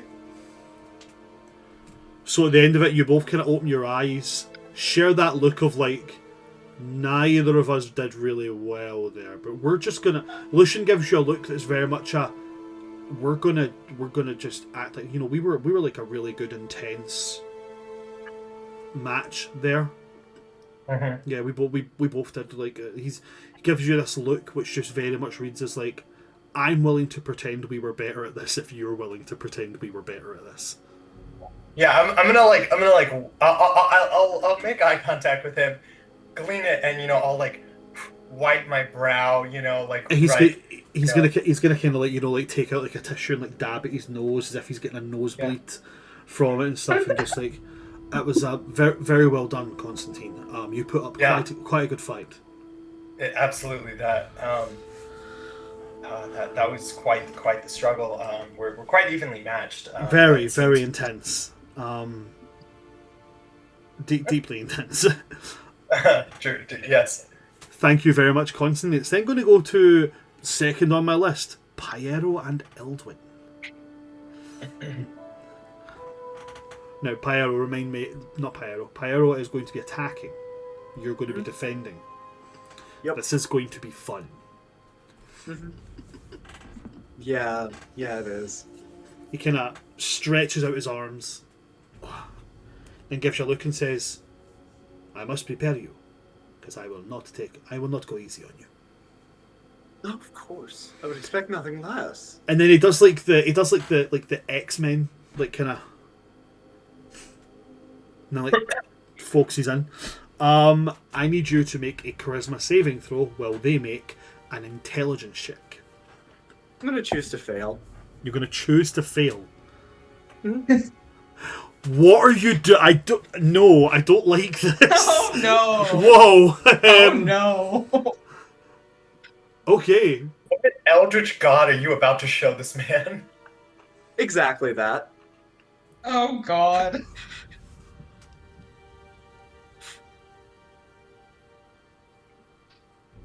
So am I to assume that you're going to willingly fail all 3 of these? Mm-hmm. Okay.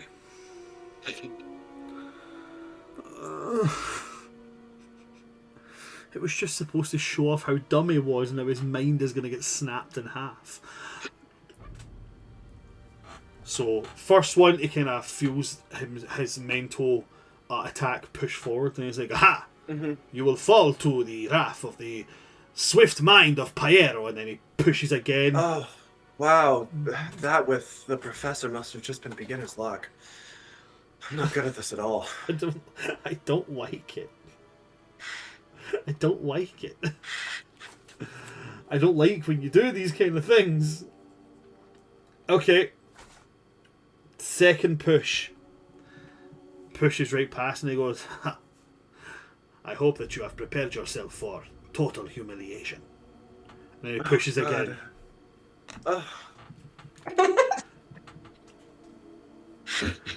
What does he see and hear? Yeah, he's gonna see those moments that Eldwin was dragged in front of an eldritch god that had to take human form so his brain could comprehend that.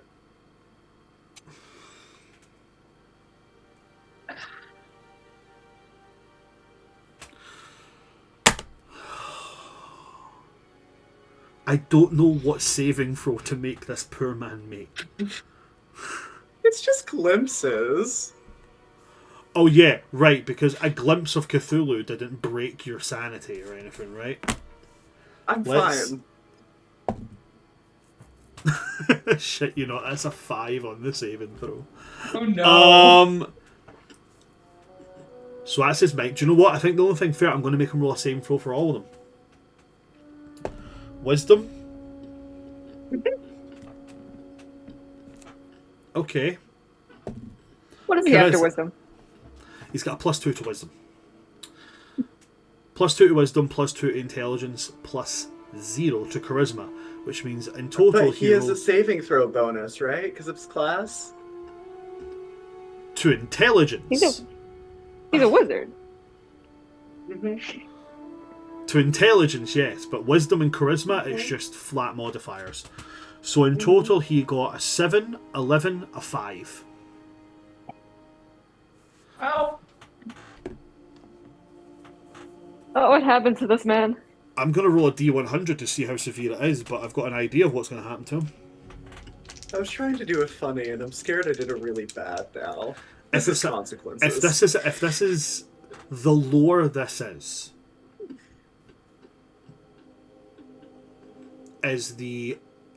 if this is below a 10, this is like brain dead. Oh god. Are you gonna force this man into a coma? It wasn't below a 10. It was a 24 out of 100. So he just kind of like, you guys. Have you guys seen the Stephen King It movie? Yeah. You know when he shows the deadlights and they kind of just go slack-jawed, glazy-eyed, and just kind of hang limp? Yeah, Pyro does that.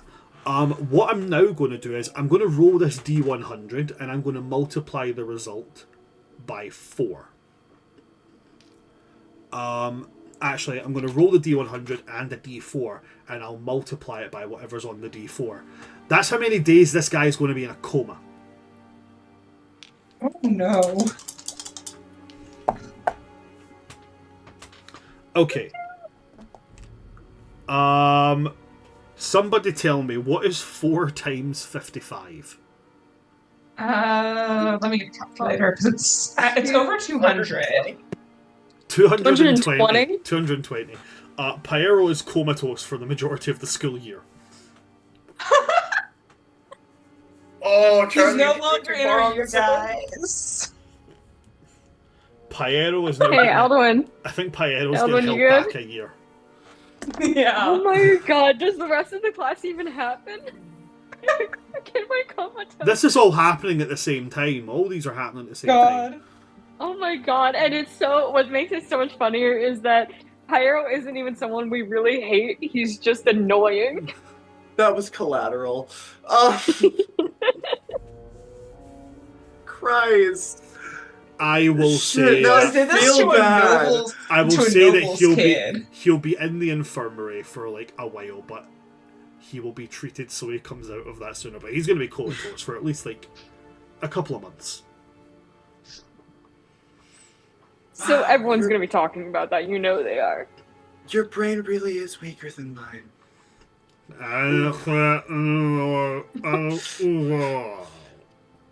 Just a thin line. It fucked me up for a minute, but it didn't do that.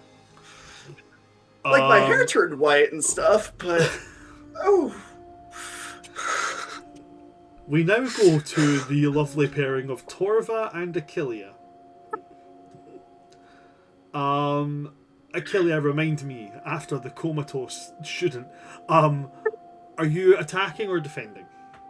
You're penetrating. Attacking. You're penetrating, yeah. Yeah. So in that case, you're going to be making wisdom checks against Torva's Well, wisdom saves. sweet. 3, 2, 1, go! Oh, dang. It's not great. What'd you That get? is a 9. 9 in total. Total Yeah. of 8 for Torva, so you do Damn. push forward on that one. So this next one you're making with advantage. Okay. All right. That's cocked. Okay.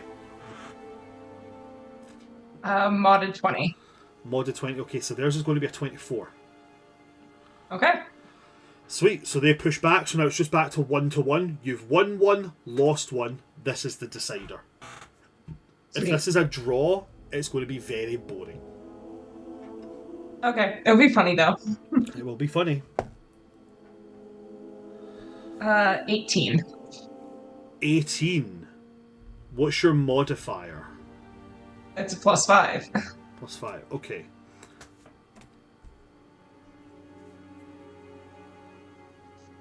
It's just a load of nothing. It's a back, meh. Because her wisdom modifier as well is a 5. Meh. Yeah, you guys just kind of mentally struggle back and forwards a bit before just kind of... This really isn't going anywhere. They have, You know, like, I think Constantine and we're Lucian really, separated. truly evenly matched here. Torva's gonna that's Lucian and Constantine pretending to be evenly matched, whereas Achillea and Torva actually mentally evenly matched.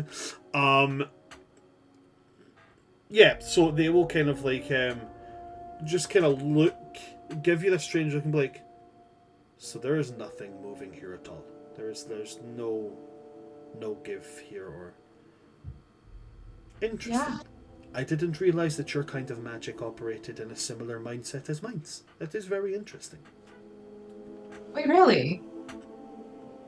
Huh. It's based on just like gut feel rather than, thinking too much. Oh, yeah. No, I just go into the plants and stuff happens. Oh, it's like me. I just kind of like listen to Yeah. the clouds. Yeah. Interesting. Oh, we gotta talk about this more later. This is fascinating. I would like to. Are you going to the party tonight? Oh, of course. We will talk then. We will. Thank you very much. And we go lastly to Aurora and Rista. Now, from what I understand, Rista, you're going to be attacking. I think I'm defending. You're defending. So I wrote down intelligence, so that means you'll be making intelligence saving throws, while Aurora will be using charisma. Okay. So Aurora kind of squares off again. She squeezes your hand just once more and is like, I will try not to hurt you, bestie. Yeah, if you do it a little. And then she'll narrow her eyes. And charisma versus your intelligence saving throw.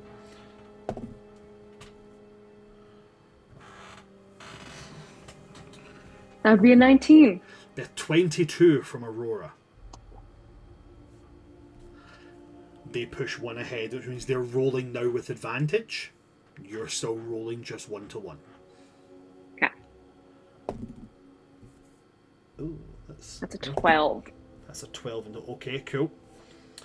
So that's a 5 on the first dice roll, a 19 on the second, for a total of 24. So they push through now. Now they're getting snippets of sound, fuzzy images. And now we go to the last roll. You're now rolling with disadvantage against their advantage. Okay. That's a nat 1. Mm. And that's a 9. 9 plus 5 is a total of 14. Oh, like, this is kind of funny. One of them was a nat 20 and the other was a dirty 20. Okay, cool. So you managed to hold off the final assault, but Aurora does push. She doesn't get the total memory of what you're getting there, but she does get the kind of similar to like what Lucian got from Constantine. She will get, you know, the hazy imagery of it. So up to you. Huh. What does she get from it? I think I specifically pick a memory that I think Aurora would like. I think I picked a memory back when I was younger in school, and a bunch of me and my friends went to sabotage Felicity's party by electrocuting the power system so all the lights went out. Alright, okay. She kind of like chuckles a little bit at that and is like, I think I will have to try that for the next party. It's a very good trick. I will definitely give it some consideration. As all of this culminates together, it's at that point that Professor Uldaman floats down towards Pyero and is like, Shit, what happened? this is a perfect example of what happens when a weak mind tries to overcompensate with effort. He's going to lift up Piero's hand and drop it. Life's painless for the brainless. He's not. He is now! Oh, God. You know, my actual thought is that I feel like he's going to come out of this coma being smarter. He might, More so but from, like, you know, Or know, he'll like, come if out you- of it, like, somehow linked to an eldritch god. That'd be kind of cool. I mean, if I he mean, only you're had a brain. Cool. Hey, guys, So literally, he is the scarecrow. There we go. Full circle. Yeah. On the bright side of things, he's a far more interesting character now. That's true. Yes, Way more trauma. good to hear, Trauma folks. makes you immediately Brain- more interesting. I was about to say, you heard it here, folks. Brain damage makes you more interesting. Why do you think all of us are so funny? Tell me about it, I'm autistic.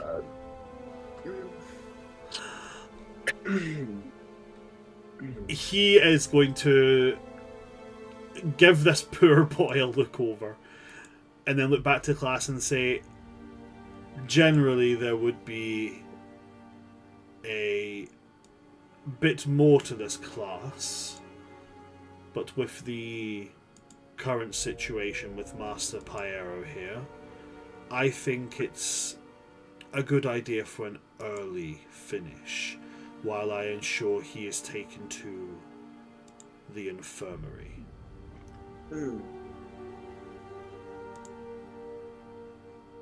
Sorry, what did you say there? No? Nothing? Okay, cool.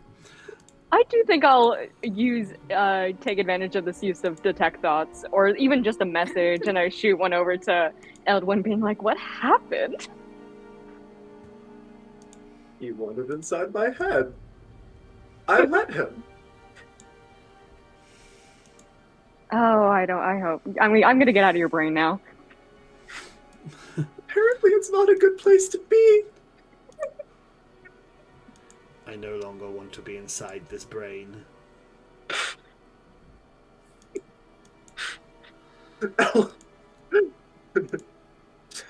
Elvin looks shocked.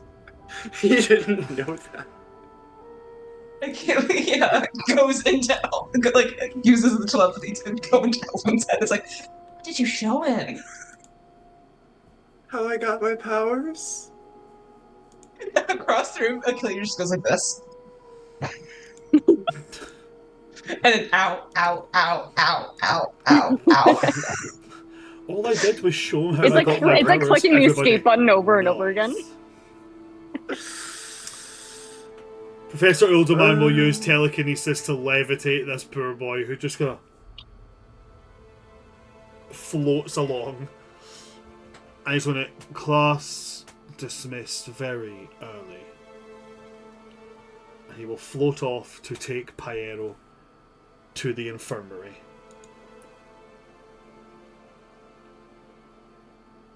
Wow. Just wow. Well, mistakes were made, and now we know not to do that again.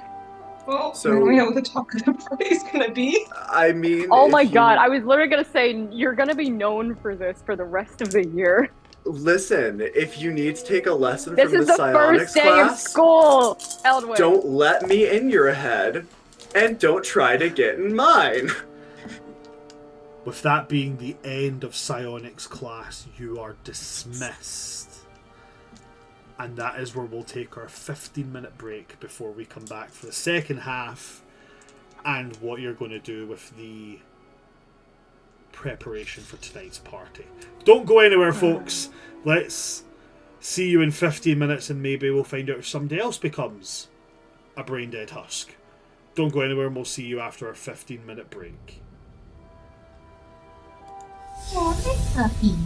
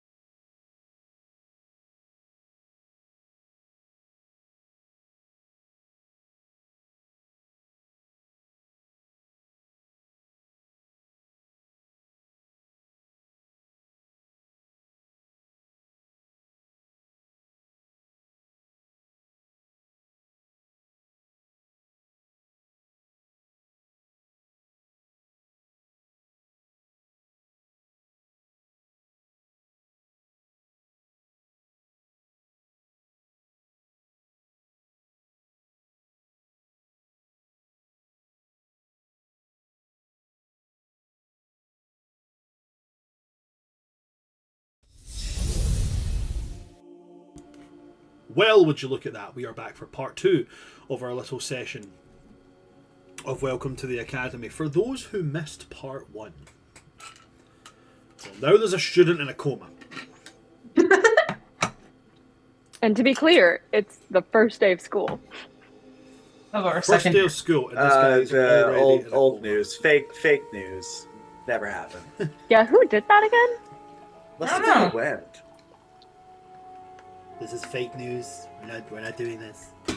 Our school's Who was in amazing. that class Security's with him? Amazing. Can't remember. But now you Well. guys have an open-ended. Essentially, you guys have a free period at this point before the end of school day. So, what do you guys want to do yourselves? Now, to be very clear, when I say I always planned it like this, that when you would start to get into like having free periods where you would have, instead of having 4 classes a day, you would have 3 classes a day, whatever that gap would be. That is for you. You can do anything you want with that.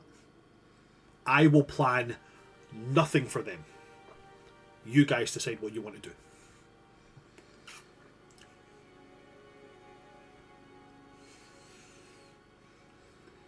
So Cool. what would you guys like to do? Well, let's see. We're all leaving Psionics. We're all just kind of in silence, staring at Yeah. Eldwin.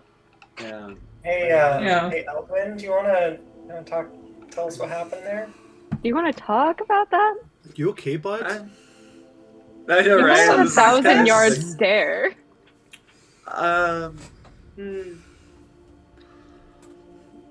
I just didn't expect that. I feel a little guilty. What were you expecting? Well, yeah, I thought he might like scream or something. Be really funny. Be like, would've oh, been- that would've been ha, funny. ha." Yeah. I didn't expect his psyche to snap. I didn't know my brain could do that to people who looked in it. I kind of thought the classroom was a safe space, and well, it was a safe space for me. That's certainly one way to put it. Yeah. He won't be asking anyone else out to dances. Anytime soon, yeah. Good one. I'm sorry, guys. Lots happened since last year. Do we really just hate that guy because he asked someone to a dance and was a bit of a prick? I didn't even We really really- hate him. It I was. I hate didn't him. either. I was lightly disgusted by him. I'm Well, I think we may have gotten a little bit more than was due. We should probably be a little more careful in the future. Obviously, we Yeah. didn't know that it would have that significant of effect, but when it comes to using any of the more forbidden magics that we're learning, Just that. This is a Especially on the- psionics class. the weaker willed.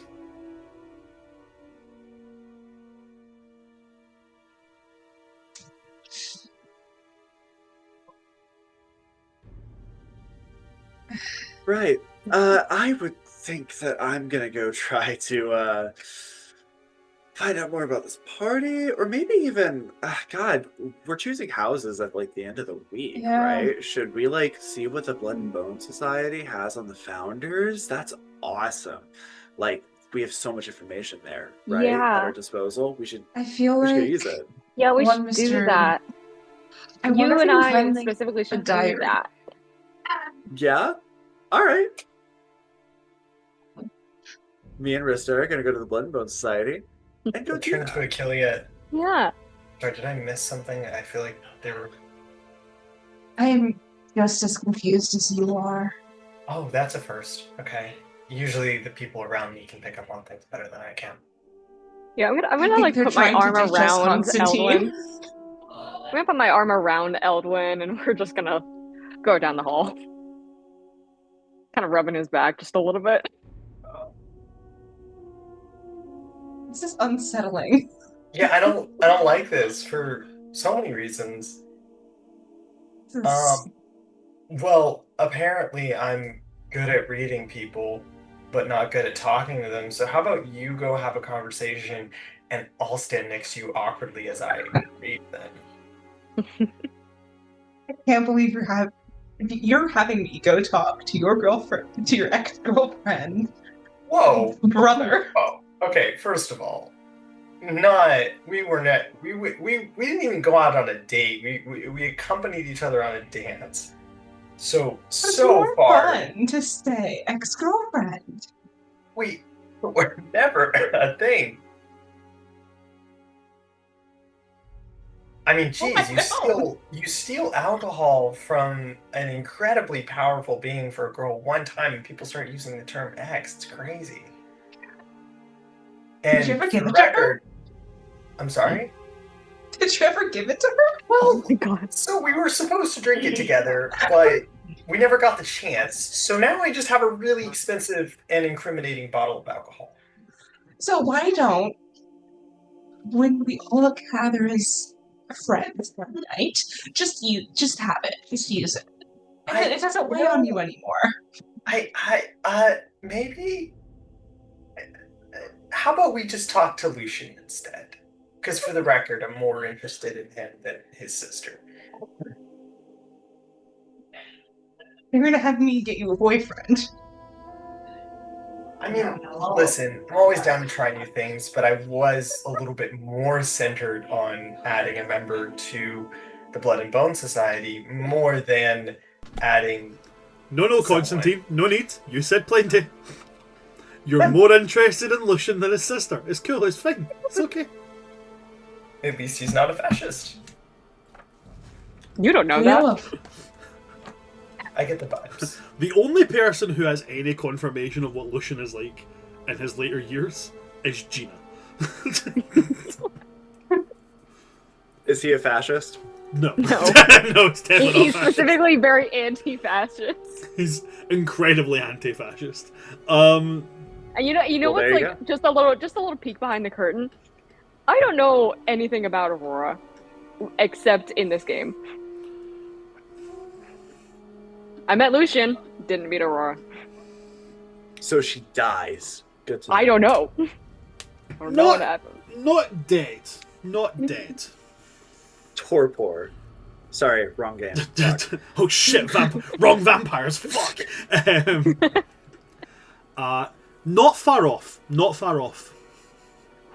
Oh, I'm so fascinated. Specifically with D&D vampires, it says that a stake through the heart won't kill them outright. But if you stake them specifically while they are at rest, they're paralyzed and can't move until it's removed. So, kind of torpor. Kind of. Is she like in a coffin with a stake through her heart somewhere? Sounds about right. Kind of. Oh yeah. Okay. Oh, I'm so fascinated. Ominous. I wonder if we're going to find out how this happens. Okay. That's kind of terrifying to think about. I will say this, it wasn't Lucian that did it. Yeah. Just to be very That's clear. kind of terrifying to think about. But that's for the future. We don't need to That worry is kind about of that. comforting. It is honestly kind of comforting. Lucian doesn't need anything Plot anymore red in twist. his ledger. It was Constantine. Listen, Well, if this session has taught anything, apparently I am... I can't say it, guys. I'm sorry. apparently You are Constantine capable is a of lot dissing your gayer than he ex-girlfriend? thought. I mean, you know. While you guys are Yeah. standing having your little conversation, Yes. Angelus, the tiefling who was in your class, is going to come over with their sword strapped onto their back. Their sword has like a gem in the hilt of it that looks suspiciously like an eye, because, you know, hexblade. Ugh. As they come over, they kind of like, so which one of you frazzled Fireface's mind?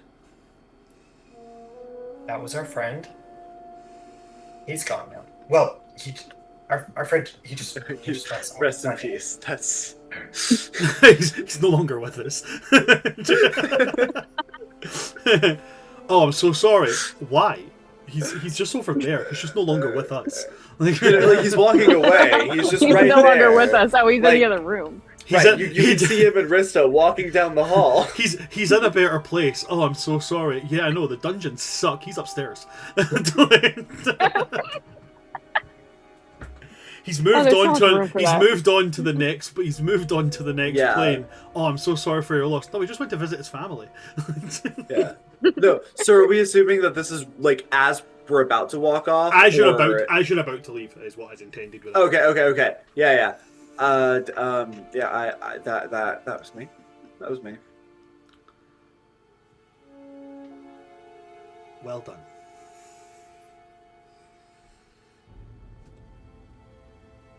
I do not like that person. Yeah, me neither. So to give a look of like what Angelus looks like, I'm not going to say pink tiefling because not pink, but very very pale violet. Like I don't know if you guys have Like these, lavender. I don't know if you guys have these particular Okay. candies in America. Do you guys know the candy Parma Violets? No. I'll drop an image in. No, but I think It's- I know the color that you're talking about. It's like this little. It's almost like a very pale pastel violet. Is it like lilac? Kinda. I just pulled it think up. So, I I'll kind of send a picture picture. violet when I picture like light purple. I'll send a picture in the chat. Oh, lavender. Dan, I'm so sorry. We're just sitting here talking about colors that you can't see. Wow, no, it's a really pretty shade of gray. I love it. I love it as well because Is this the first I've time- met so many people who are colorblind, and the differences in what, because like when you're young and you hear colorblind, you think, oh, you see in black and white, and then like one of my friends is like, he's colorblind, but what his colorblindness is, colors are fucked up. Like he looks at grass and sees like pink, and like all the colors are just in the wrong places. And then Dan is just like, yeah, everything's just fucking grey. No, that's actually it's more of a joke. It's Alright, not. okay. The violet. It just looks like a baby blue or maybe baby pink, one or the other. Dan, for Oh, real, right, I okay. don't think I knew that you were colorblind. They've I don't joked think about that it ever came up. so many times. We joke, right? So we joke about everybody's mental processes all the time. Like It all just blurs on, together. on the Tides of Chaos, right? Gil, fucking tremendous, right? But every time I say, imagine this, then I have to go, well, not you, Gil, because Gil has no capability of image-induced memory. It's all inner monologue. That's crazy. Oh Is my that god, you are you too, the same, Ren? man? No, Yeah, I no, remember We've we been talked about over this this. before. We've been Yeah, over I this remember we before. talked about this. We did? That you can't Okay. see images in your I brain. believe I can't That's remember that. crazy. Only in dreams. Only in dreams. Apparently, Okay, so- Oh, apparently Let's it's avoid the phrase of picture this. yeah. Imagine. Apparently, it's incredibly rare to have both imagery and inner monologue. But like Yeah. 90% I of people do. I've spoken to have both. Yeah. yeah, so that's so not true. Yeah, No, that I can't think be most real. people No, can see images and can think monologues, but I don't think a lot of people do them both simultaneously. Like Oh, I I don't can have do a both. constant stream of images in my brain. Oh no, I've I guess I Also, don't really like- think about it. if I'm bored and I close my eyes, I can watch a movie. Yeah, same. Oh, yeah, I can do that. Yeah, I think that's pretty standard. Apparently, I'm sorry, that's Ryan. the rare one. The most common one is to be able to have constantly fluxing images in your mind. Then I can just turn on music. It's great. Oh, like Oh, to think yeah, in images. music. In my brain. Yeah. I don't need headphones for it. I just turn it on. It's great. I love how Ren basically boiled it down to, yeah, I have elevator music. Like, Ren just Yeah. walking around doing their stuff and just in their mind just like, do do do do do. No, literally, though. Bohemian Rhapsody goes hard. Oh my god. I need sleep token elevator music. Tell me I actually do have a pretty good album of Sleep Token Lo-Fi, and it does go hard. Send me that. I love lo-fi and I love Sleep Token. Yep. Anyway, so yeah, so that's the kind of skin tone that Angelus has. Their hair is more of a vibrant pink. Right, that's what we were talking about. Their hair's more vibrant pink. They have tattoos on. They wear kind of like tight-fitting clothing, but it's that way where it's like tight in some places and loose in other places. You know what I mean? Like it's tight like around the ribs, but then it hangs quite loose around like the hips and such. Leather trews, high calf leather boots. They have like a leather pauldron and leather arm guard on one side. Evidently the side they use for combat and such. Very androgynous in their appearance. Can't really get a lockdown on any major physical signifiers. So very, very I am the epitome of androgyny. Are they also the epitome of single? That's up to Constantine to have the guts to Listen, ask. this is the problem, okay? Was that Dan or Constantine? No, because this is the issue. Because, like, Constantine's not a flirt, and I gotta be careful because, like, Dan's coming out of it. Thing is, I'm not a flirt either, but I really do like playing flirty characters. So, like, it's tough. You gotta watch it. My friend over there likes your vibe. Then you go run over and stand over there. Or, as we say in Scotland, wanting it my pal. Hi.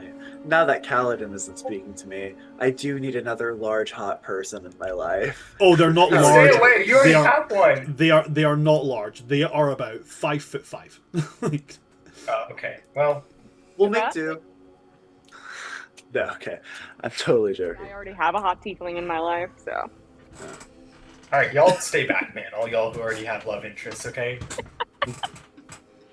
That's Dan. That's Dan speaking. but yeah, Angelus is going to kind of, to you, Eldon, they're going to go at the ball situation. They were there with Felicity, but then also they were kind of like sniffing around a whole load of people, including my friend. And I've been looking for a way to get back at them, and this was the funniest way I've ever seen anybody get back. I owe you one. Okay? And then they just kind of give you like a nudge on the shoulder with a fist, and then like, deuce, and then they walk away. No, don't go. Also Dan. The epitome of androgyny talks like a surfer dude. Can I just ask for me? Is Constantine looking at Angelus in any particular way Yeah. that we may notice? Listen. Constantine has spent very little time considering romance and is now exploring what that might look like. So there might have been a glance or two. He wouldn't say anything, but he might have, been interested. Rista's gonna make eyes at Achillia and she's not gonna say anything, but she's just gonna Subtle. Even less so, because it's like the jutting horn.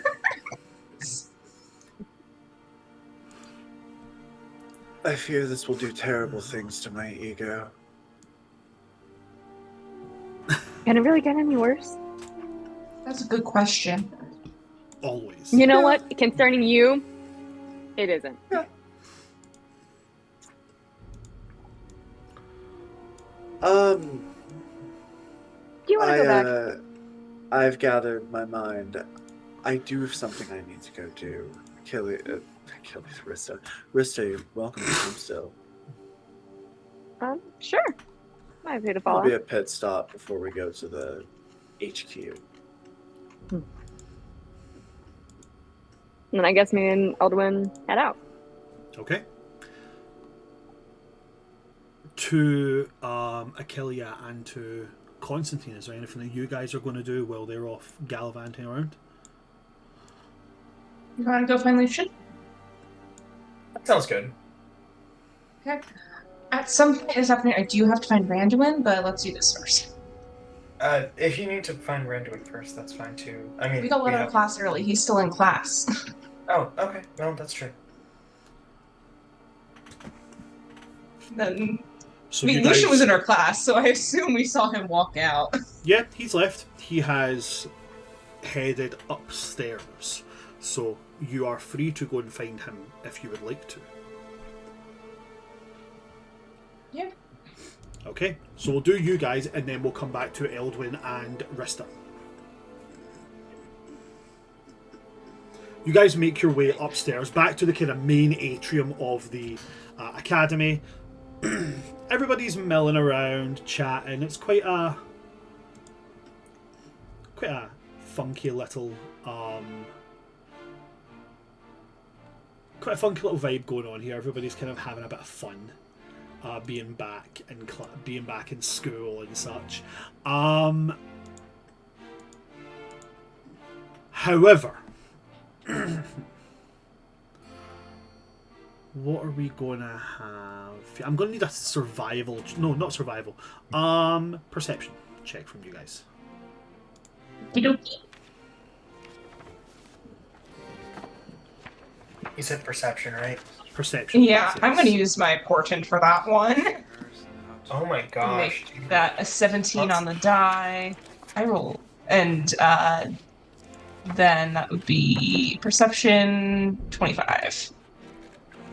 Perception of 25. Hey, Constantine's really out of it today. He's got a 13. Okay.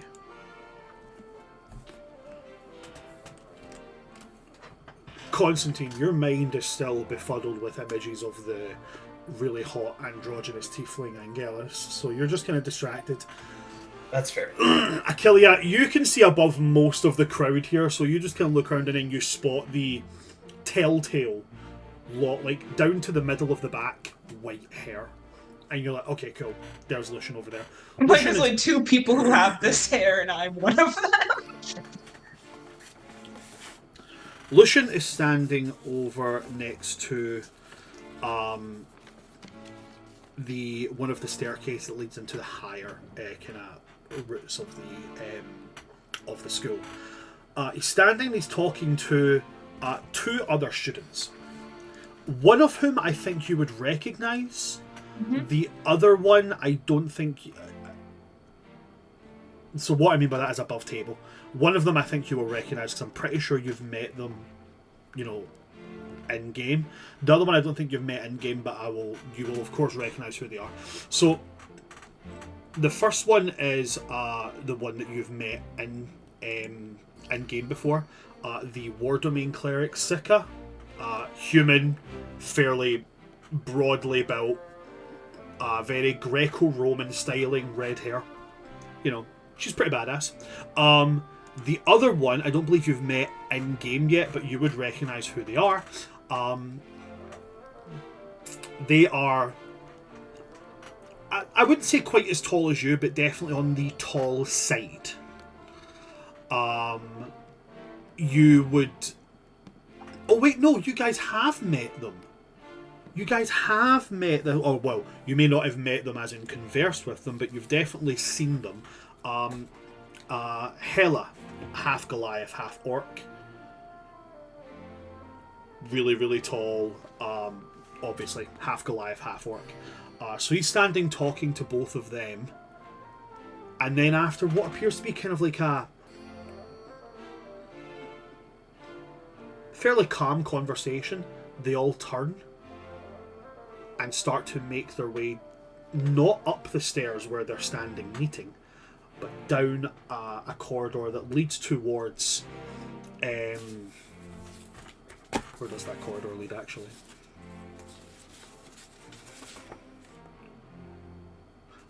It leads towards the...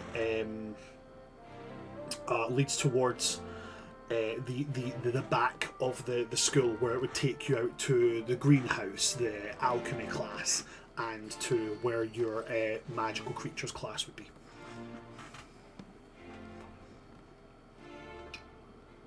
I mean, we're gonna follow. Constantine, if they ask if we're following, I'm going to my guardian here coming. I don't like following. Is it not normal to just follow people randomly? I know. Oh, okay, Here. so we just not go talk to him? No, we're gonna go talk to him. Just Okay, be cool. sure, yeah, totally. Constantine's gonna take like a very overly casual approach. He's gonna like put his hands in his pockets, kind of start whistling, like. No. Oh, no. I'm going to need stealth checks from both of you. I'm guessing mine's a disadvantage because I'm whistling. I mean, does it need to be said? I was already gonna roll it anyway. Act natural, okay. Well, that's a 14. That's a 6. Oh no. Let's roll for them and see what they get.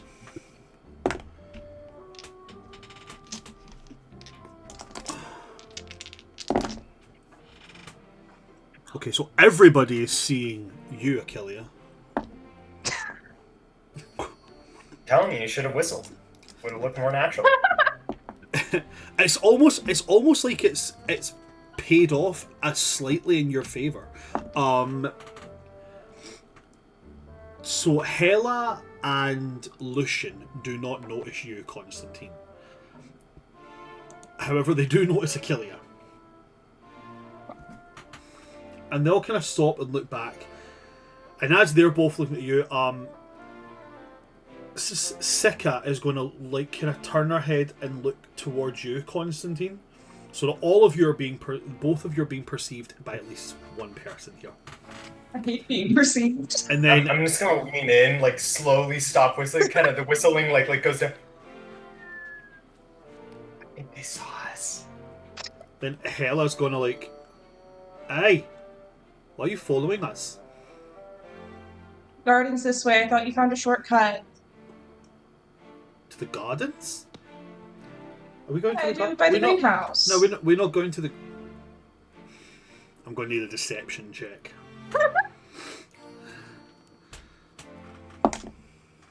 Ha! No. Maybe. So I have a Whoa. +0 to my charisma. I have no bonus to my deception. I rolled a I have 19. a -1, so that's not gonna help. So Hela and Sika, both nat ones. Kind of just like narrowing eyes, vaguely suspicious. Lucian kind of like, okay. So we're just gonna stand here and allow you to move on to your garden. Unless, of course, there's something else you're doing. Lucian got a 21. He's so good at this. It's actually not. He just rolled pretty decent.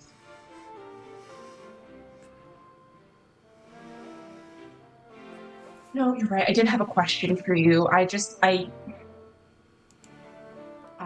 don't like interrupting conversations, so I apologize. I did have a question for you, though. Okay. It's about the party tonight. Oh. Right. What do you want to know? Why are you letting me talk?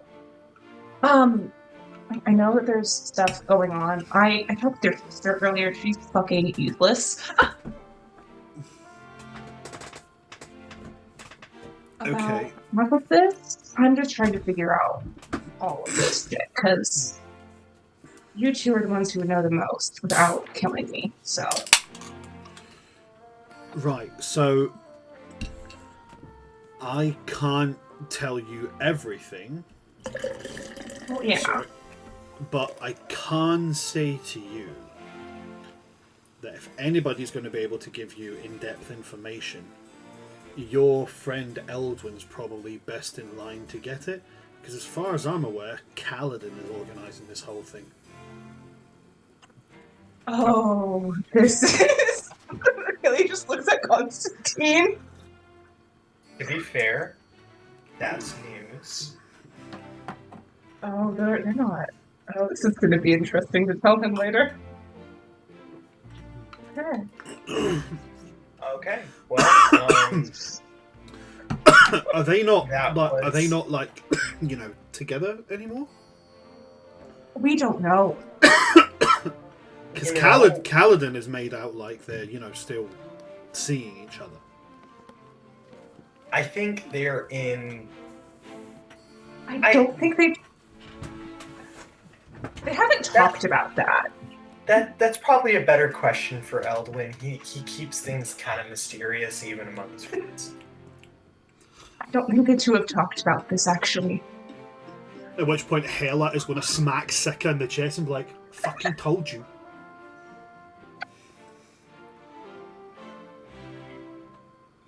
Right. You're Okay. gonna want to see that tonight later. Just come join us while we watch Eldwin sort this out then. Oh, we're definitely going to, because we've been giving Kaladin no end of shit. Do tell. Well, right, okay, Yeah. so, right, first year, Kaladin, the Yeah. the typical badass, hangs Oh, yeah. around in Mhm. shady corners, plays with knives, that kind of thing, right? We all start hanging out together, Yeah. and all Kaladin does is talk about this Eldwin guy. Oh. To know, I mean, don't get me wrong, right? Don't get me wrong. Since the ball, me and Ignissa, we're still talking, we're still dating, and things are going well. But I'm like, I talk about other things other than her. But this guy is incessant, just non-stop, blah blah blah blah blah. Eldwin, creepy purple eyes, Eldwin.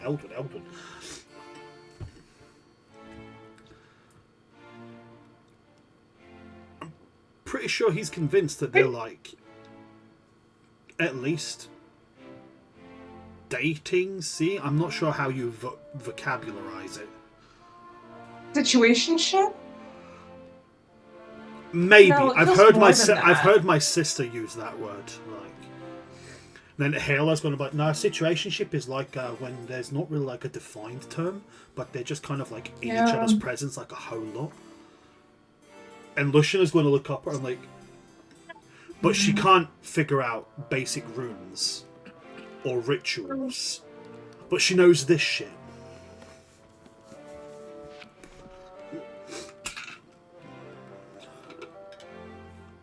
To be We're gonna fair, have to talk more about this because over the summer it wasn't like the only thing he was talking about, but there was quite a bit there. Hela and Seka again in the background is like, oh, he was talking about Kaladin too. Oh my god, they're so cute.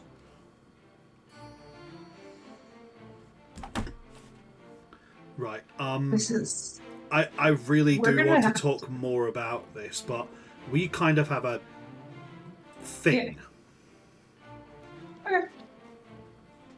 that's incredibly unspecific. It's Yeah, a I thing mean, as long that's as we can like. Sorry.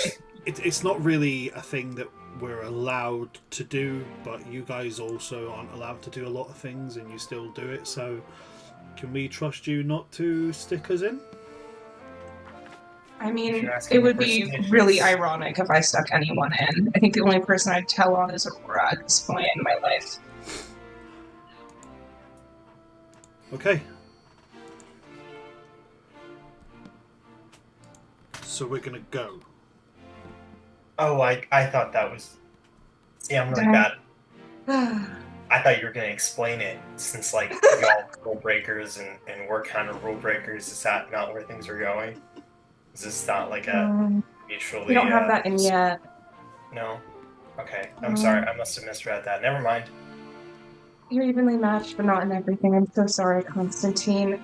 Lucian, I do need to talk to you later more, though. Especially about this shit with Kaladin. This is so funny. Yeah, we'll definitely talk. I just Yeah. gonna. They're gonna turn and they're gonna walk into the forest. Now we can't follow them. We're really suspicious. What if? I really don't want to run into them again. I'm gonna be honest. There was a part of me that died during that conversation. And I don't think it's coming back. No, I'm with you there. I'm just gonna give. I'll give Rista and Elwyn a heads up. That. They might be heading there. Oh, I see. Oh no, I'm not giving them a heads up about that. That's. I mean, that's for later. That's quite literally the only thing we learned from that exchange, and that they're doing something not allowed in the woods. And that he has agreed to talk to us more. I'm not good at talking to people. People just somehow let me into their lives. See, I'm not good at talking to people, and people do a really good job of keeping me out of their lives. So I don't know what you're doing differently, but somehow we're using the same input and getting completely different outputs. It's just that fey charm, I guess. George, just lucky, I guess. Racial privilege. We love that. Wow.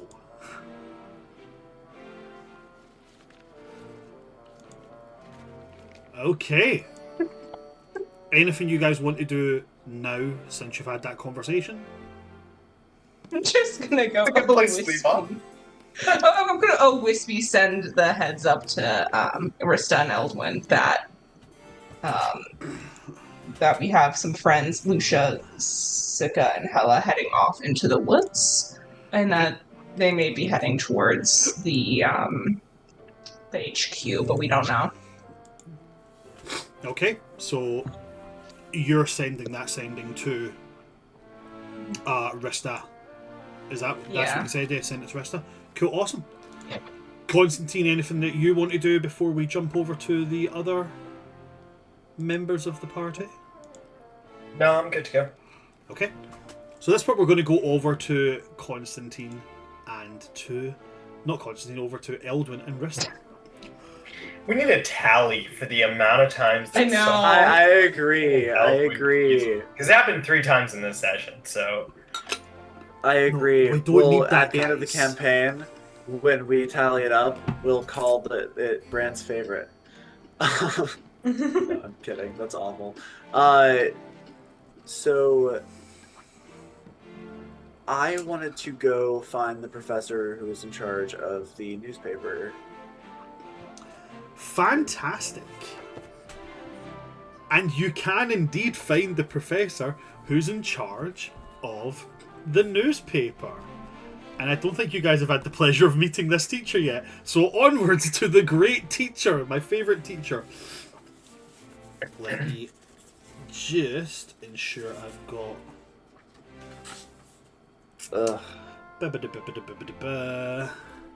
Here we go. Okay, awesome. So this particular teacher has shifted from the teacher last year.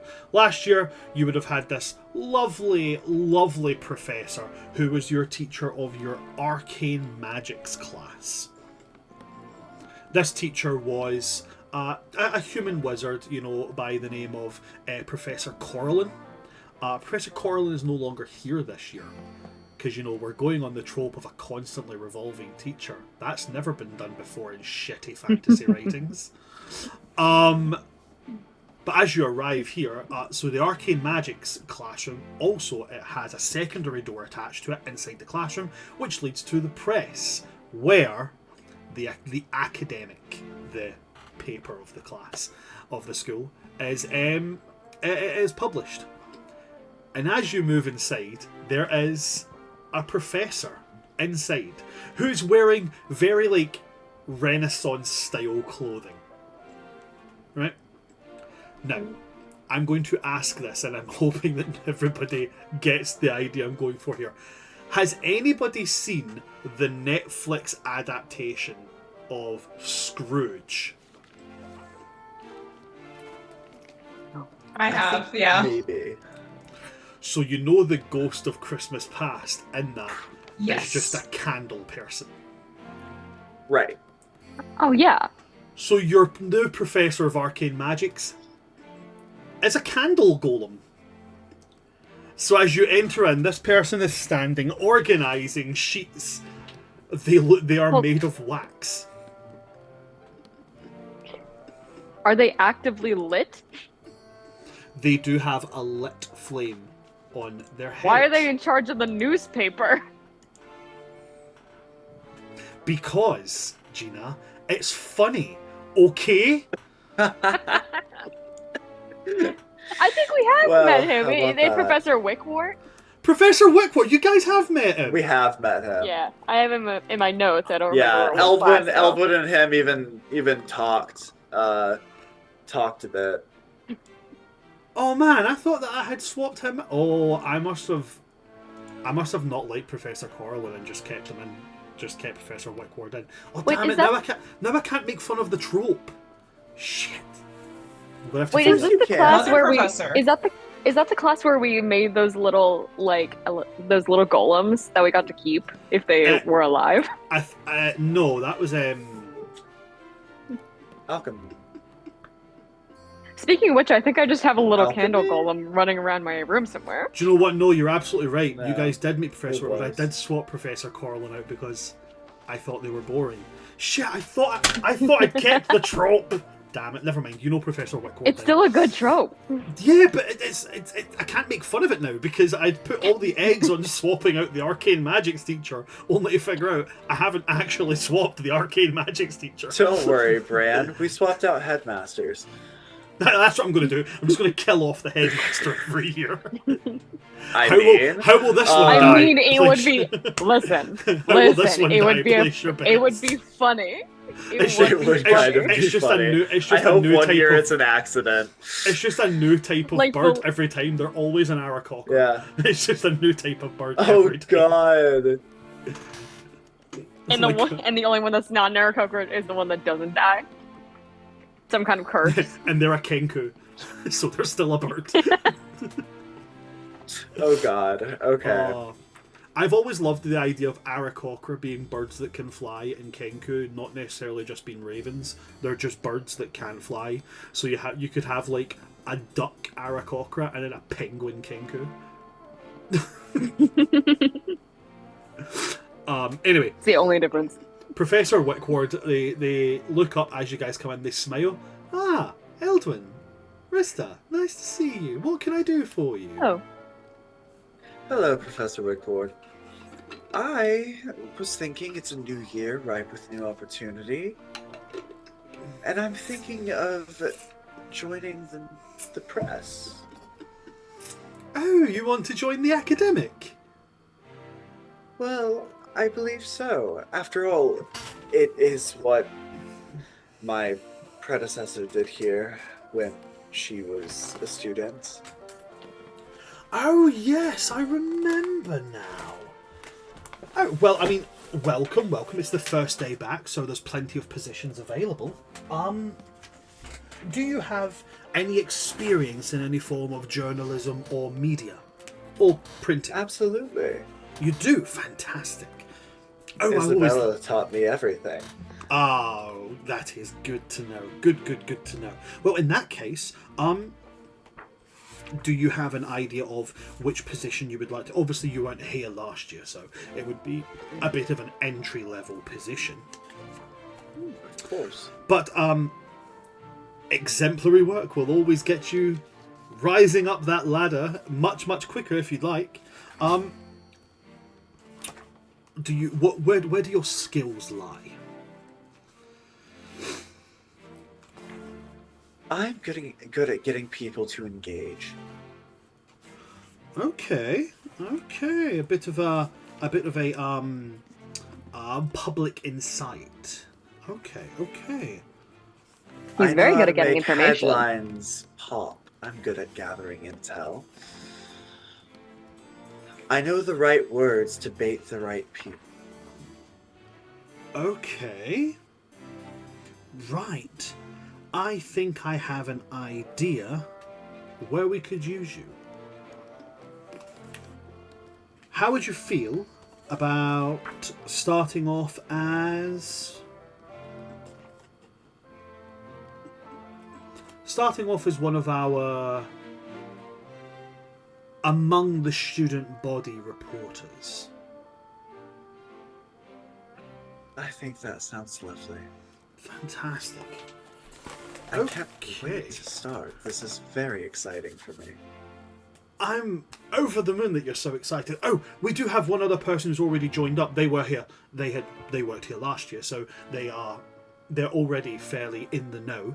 And I believe that they're coming in as one of our junior columnists this year. So, would you like me to take you in? You can meet them. Please.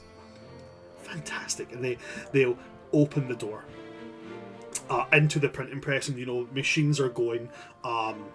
Arcane magic's keeping everything moving, and they make their way through back to where there's like little cubicles with like parchment, charcoal, ink, all that kind of stuff. And sitting at the desk there is a student who you guys have met in person and you will recognize. Sitting there scrolling away. Sorry? No, just go Enough ahead. with the suspense. I know. We're very scared of it being one person. Go ahead. Speak for yourself. You're scared. To be specific, it is Rista who has met them most. But they're sitting there writing away. Rista, it's one of your old friends from your little crew of noble descendants, the High Elf Vela. Okay. She's down there, and he's just going to go, Vela, it looks like we've got a new addition to the academic. And she kind of turns and looks up at you, Eldwin, and gives a small smile, sees you, Rista, and is like, Rista, are you joining? Yeah. Or is it... I don't think so. I think, well, I have to say, Eldwin has made it sound very exciting, but I think I would do better outside of it. Oh, there's nothing more exciting than it. We're going to get to be able to influence how our student body thinks. Ooh, and that makes it sound even more exciting. I'm operating purely on fashion. Oh, I don't know if there's anything more important than that. There's I definitely think not. I would be operating on current affairs within the school. You know, upcoming events and things, speakeasy nights. Maybe Elwin was some even big talking to me about- headlines, student achievements. Elwin is even giving me the idea of some kind of column that he was pondering about. He had some great ideas about it. I'm just a reporter at this stage. I don't want to get ahead of myself.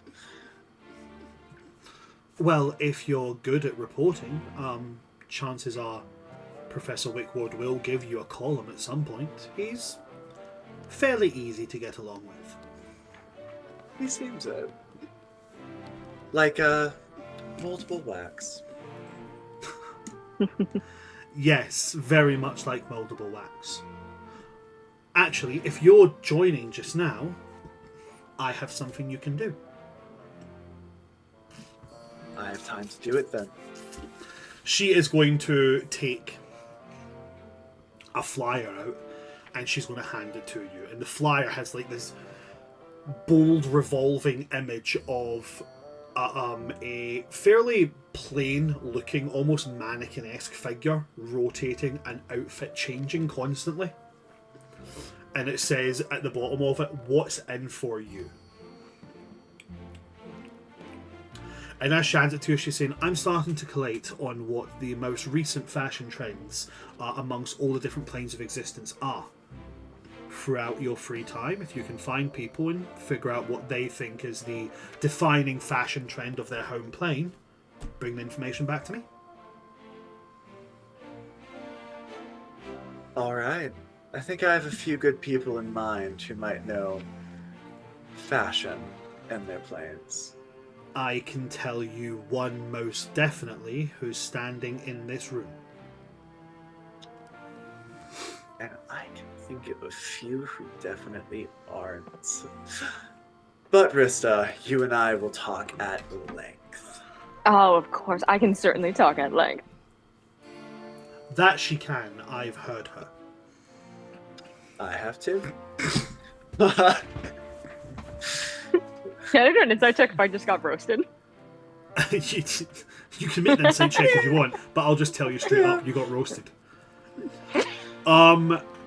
Eldwin, with joining the academic, I've joined. you have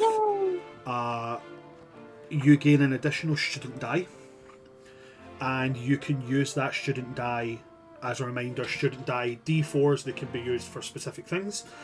This student die can be used for investigation or insight. I will use that so much. Wow. Okay. And while we're all here together, I'm just gonna send like a super quick message over to Eldwin and say, you know, Vela is a light domain cleric. Could be pretty useful.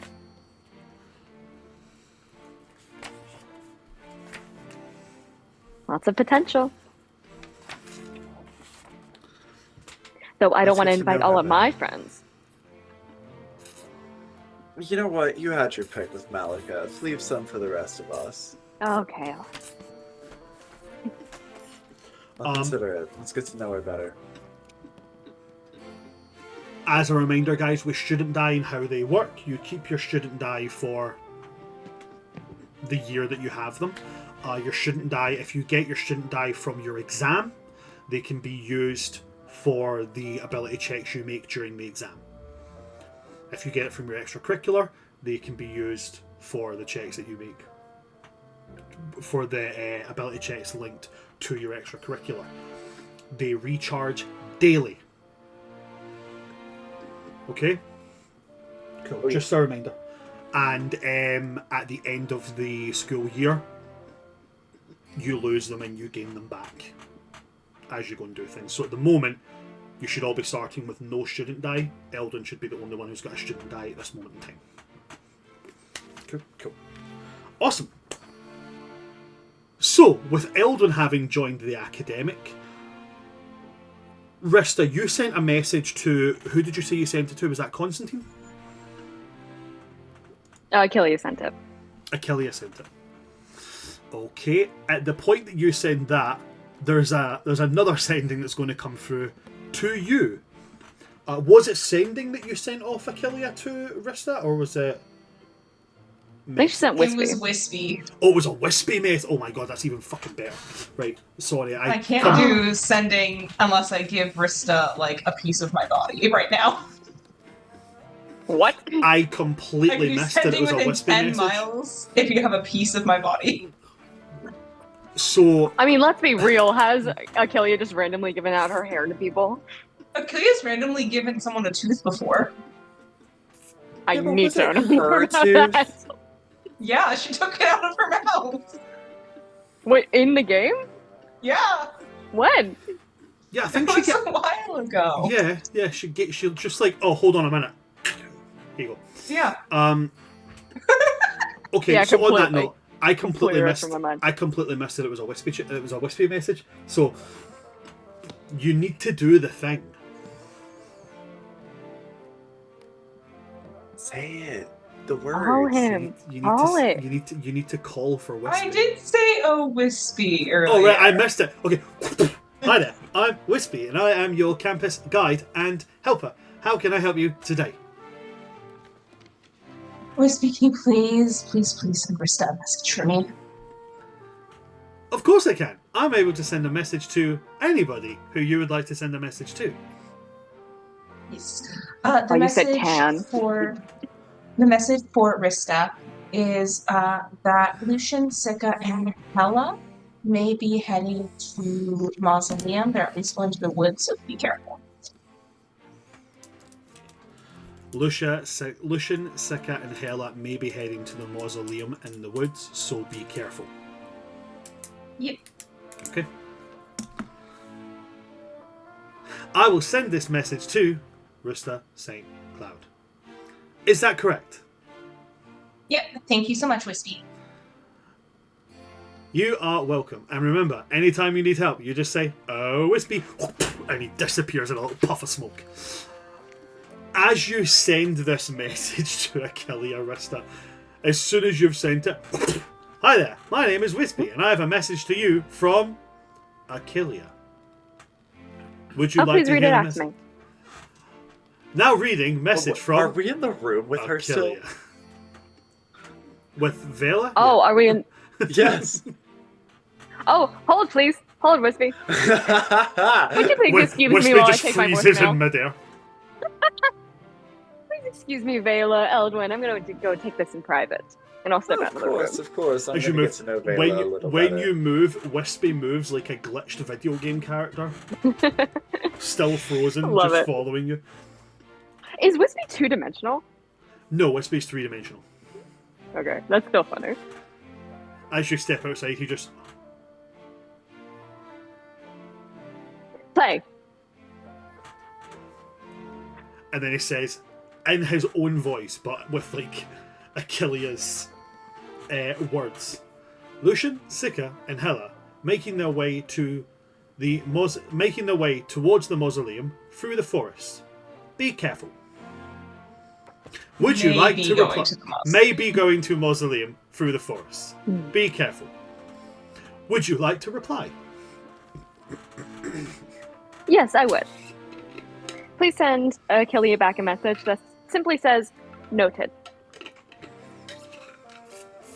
Will inform Eldwin.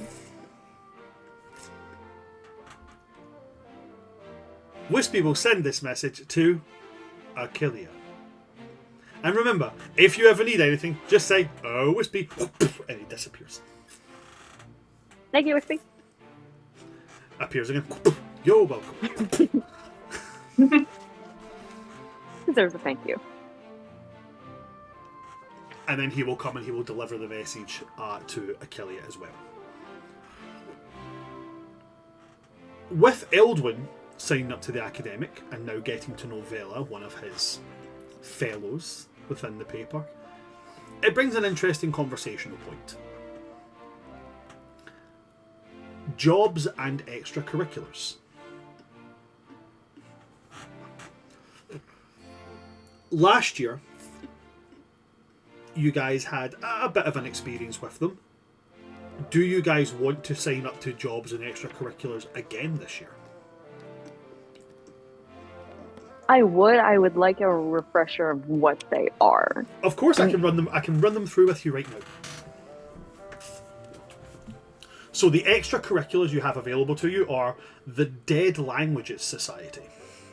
People who study old dead languages. I don't know how much clearer I can put that. The Distinguished Society of Fine Artists. Those who utilise, painters, sculptors, printmakers, mosaic artists, all that, the general arty-farty type. They gather, they talk about art, they do this a lot. And they do this a lot when talking about others' work. Me too. Indeed. The Dragon Chess Club.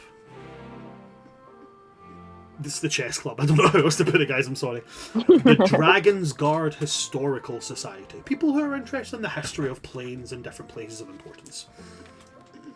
The Fantastical Horticulture Club. They really like plants. Future Entrepreneurs of Strixhaven. Do you really want to talk about being a business advocate? Are you the kind of person who really wants to get a Fortune 500 business going in a fantasy world? The Intramural Gymnastics Club. It's gymnastics, guys. I don't know how else to put that. Intramural Silk Ball. Silk Ball is one of the sports that is played here at the Academy. Intramural Water Dancing Club. You splash about in a fancy way. The Live Action Role Playing Guild. You pretend to be fantasy people inside a game where you're pretending to be fantasy people. It's great.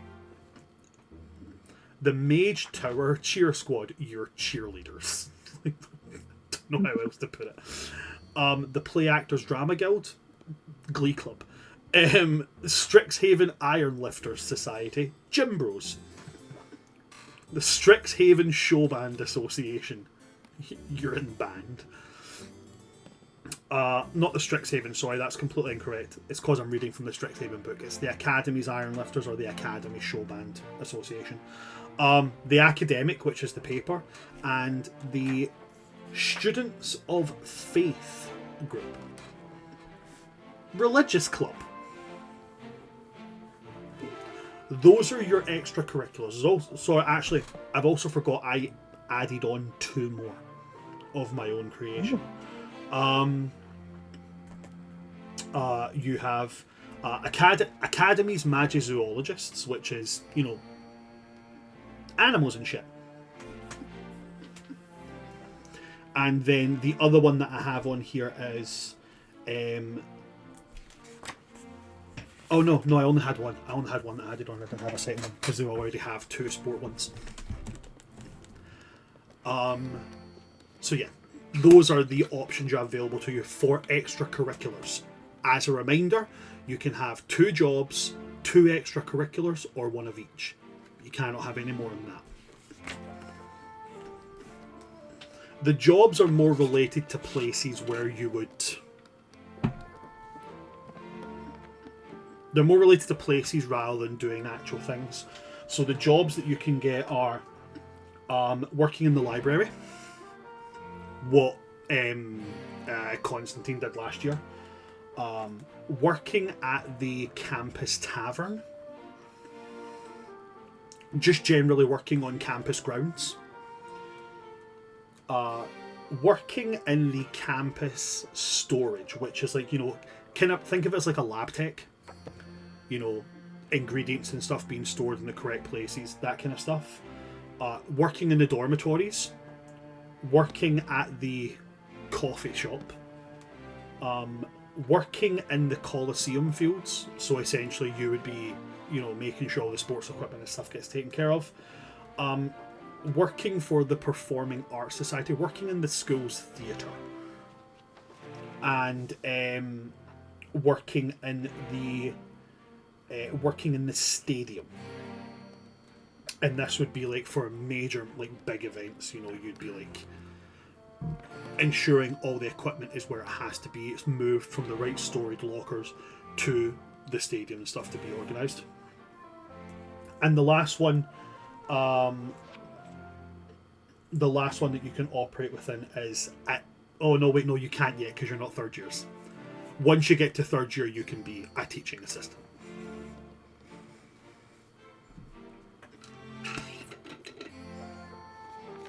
Amazing. And at this point, if you are just starting in a job, you will get 5 gold per week. If you keep the same job, you'll promotion, and you'll get 10 gold per week. So like, if Constantine was to go back to working in the library, he would go from his last job, which was a book shelver, I believe, putting the books back when they were returned. He would go to being like a book clerk. So not only doing the shelving when needed, but also checking out books and checking them back in. He would get 10 gold per week for that. Same way, Eldwin, if Eldwin goes back to the coffee shop, he could go from being a barista to being a barista and a cashier. So, essentially like a supervisor role. Good. I know, doing your actual job, like in D&D, right? At which point he would earn 10 gold per week. But even though you're 2nd year, if you start a job at this point, you will still start as an entrance level, at which point you'll only get like 5 gold per week.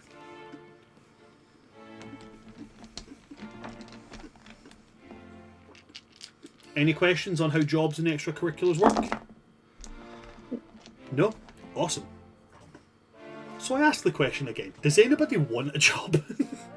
Does anybody want to do extracurriculars? Who says it meant for work? Rista. If Rista needs money, Rista will just get a stipend from Daddy. Right, or Guess one I'll of just send her a 2 letter to my friends who have a father. job. I'll go back to the coffee shop. 10 gold's better than 5 gold. I mean, I like the privilege of being able to use the cafe as a study hall. Mm-hmm. And for a little gossip corner. Mm-hmm. So Eldwin is going to be getting back his job in the cafe. Fantastic. Is anybody else going to be pursuing a job? Or is it all... Oh, Constantine, what are you going to be doing? I'll also be going back to the library. Sweet. Fantastic. You said one of the jobs was like working on the grounds. Is that like an assistant groundskeeper situation? Yeah, so as you didn't have a job last year, you would start off as essentially somebody who cleans up around. Like if you find litter, you pick it up and you put it in the bin. If somebody's drawn graffiti, you remove the graffiti. You know, that kind of stuff. But eventually, within the campus grounds, you would go up to being like, you know, taking care of the plants and the gardens and helping out the helping out the your herbology teachers and stuff with kind of more specific plots and such. Eventually going all the way up to being like, you know, a groundskeeper, like you said. Like there would be part of your schooling would be you patrolling the grounds and making sure everything is in tip-top condition. I think Achilles is going to ditch drama club and start working on the grounds. And then we have an excuse for at least one of us to be out more too. Fantastic. And Rista is not doing any jobs because Rista don't need the I job. don't work. I don't work. I'm not meant for manual labor. Okay. Then, as Eldwin and Constantine have had the thing of getting a job before, they've had the conversational part of that.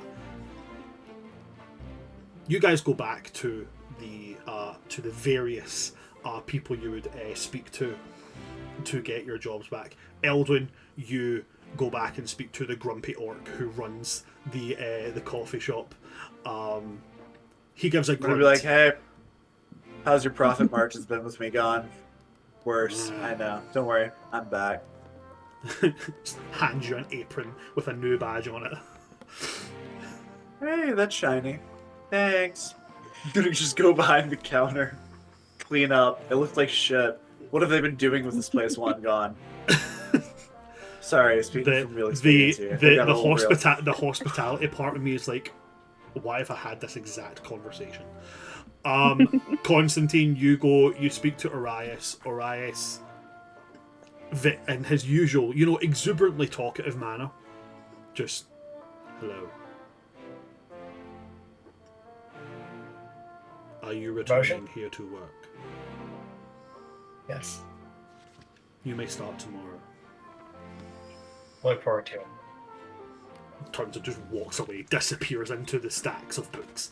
Oh my god, Constantine, Arias really likes you. That's the warmest he's ever talked to anyone. Literally. Now, Achilles, Yeah. this is your first job in the academy, right? Yeah. It's my first job ever. It's her first job ever. Aww. Oh my god, she's a baby. Achilles never had to work. Welcome to capitalism. So you have to. You haven't had to work for a very different reason. Except you. You have to go and speak to the groundskeeper of the school. Can anybody remember who the groundskeeper is? Hagrid. That's right. Sorry. It's a man Campbell. It's a man with a ridiculous accent, long hair, and a long beard. Unfortunately, it's not half giant. He's just. Yeah, so it's Professor Campbell, who is the head of the grounds. Yeah. Your magizoology teacher. He's very easy to find. He is usually found skulking around the edge of the forest, making sure animals don't wander out. Hey, Professor. Achilles, hi. Hi. If this is about an escaped animal, don't worry, I'm on it. No, I was just going to ask if you needed an extra hand with the grounds this year. Okay, cool. In that case, ignore what I said. No animals have escaped out the forest. I heard nothing. Good, I'm glad. Yeah, we could use an extra hand. You could use a couple of extra hands around here. Yeah. When can you start? Probably not tonight, but I can definitely get started tomorrow. Oh, you're going to the party tonight. Yeah. Okay, I didn't hear that. Yeah. Fine. I'll get all the stuff sorted so that you'll get like a badge that will say you're allowed out after curfew within certain areas of the grounds.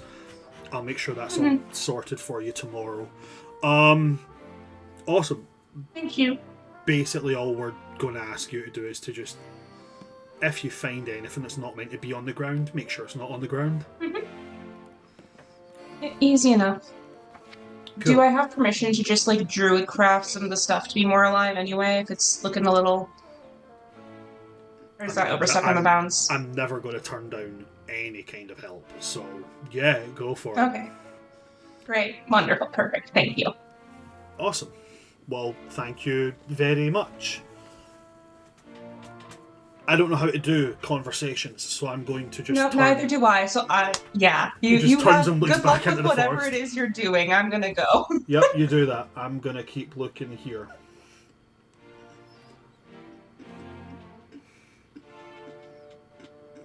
You now have a job. You will earn 5 gold pieces per week.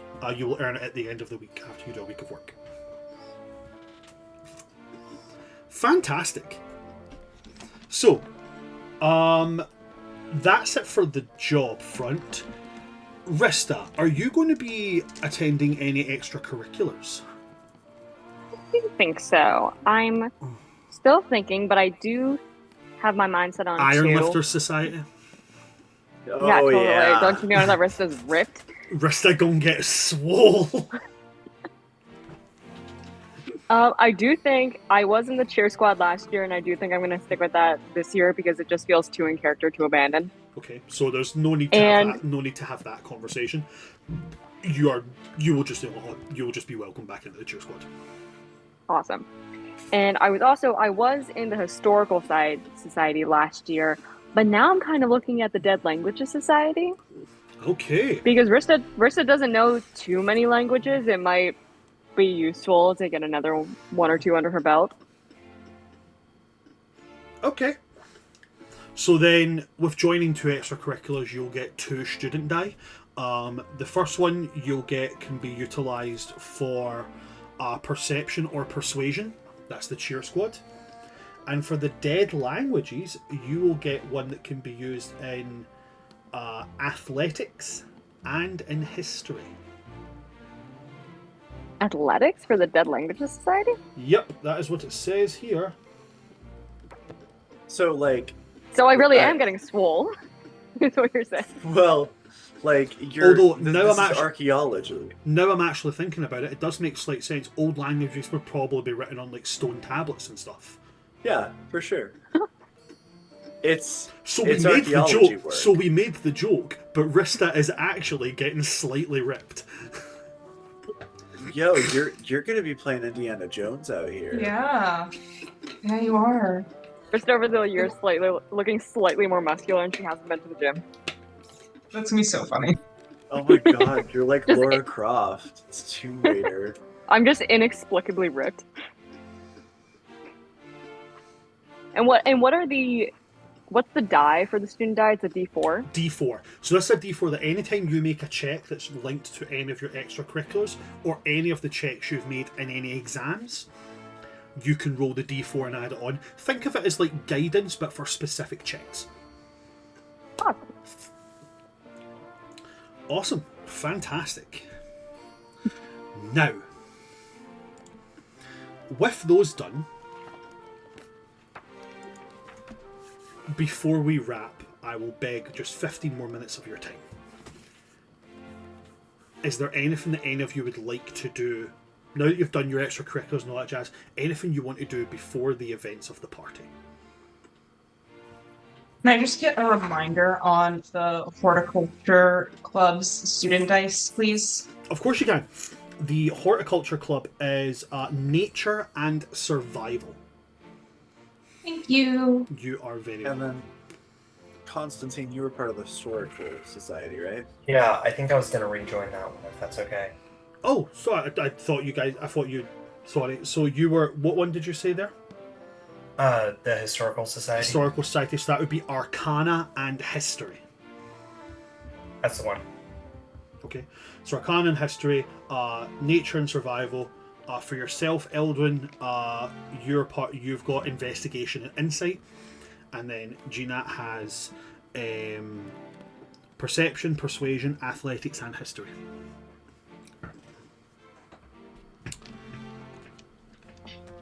Fantastic.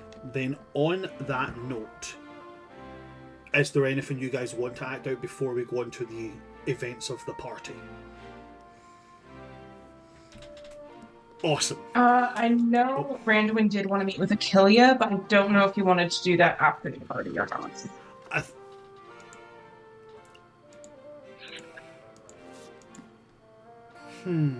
Would.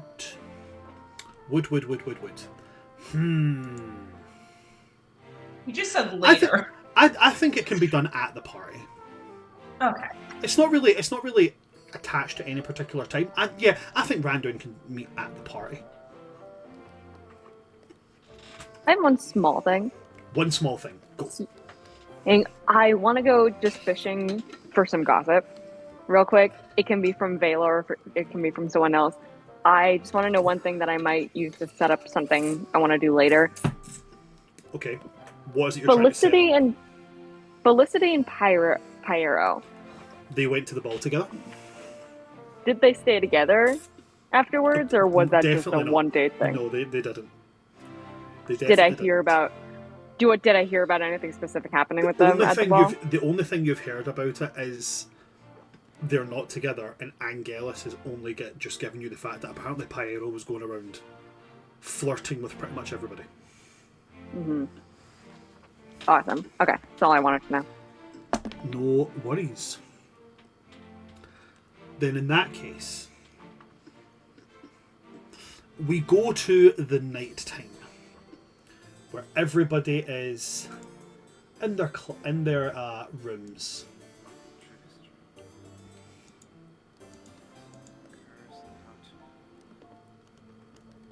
Where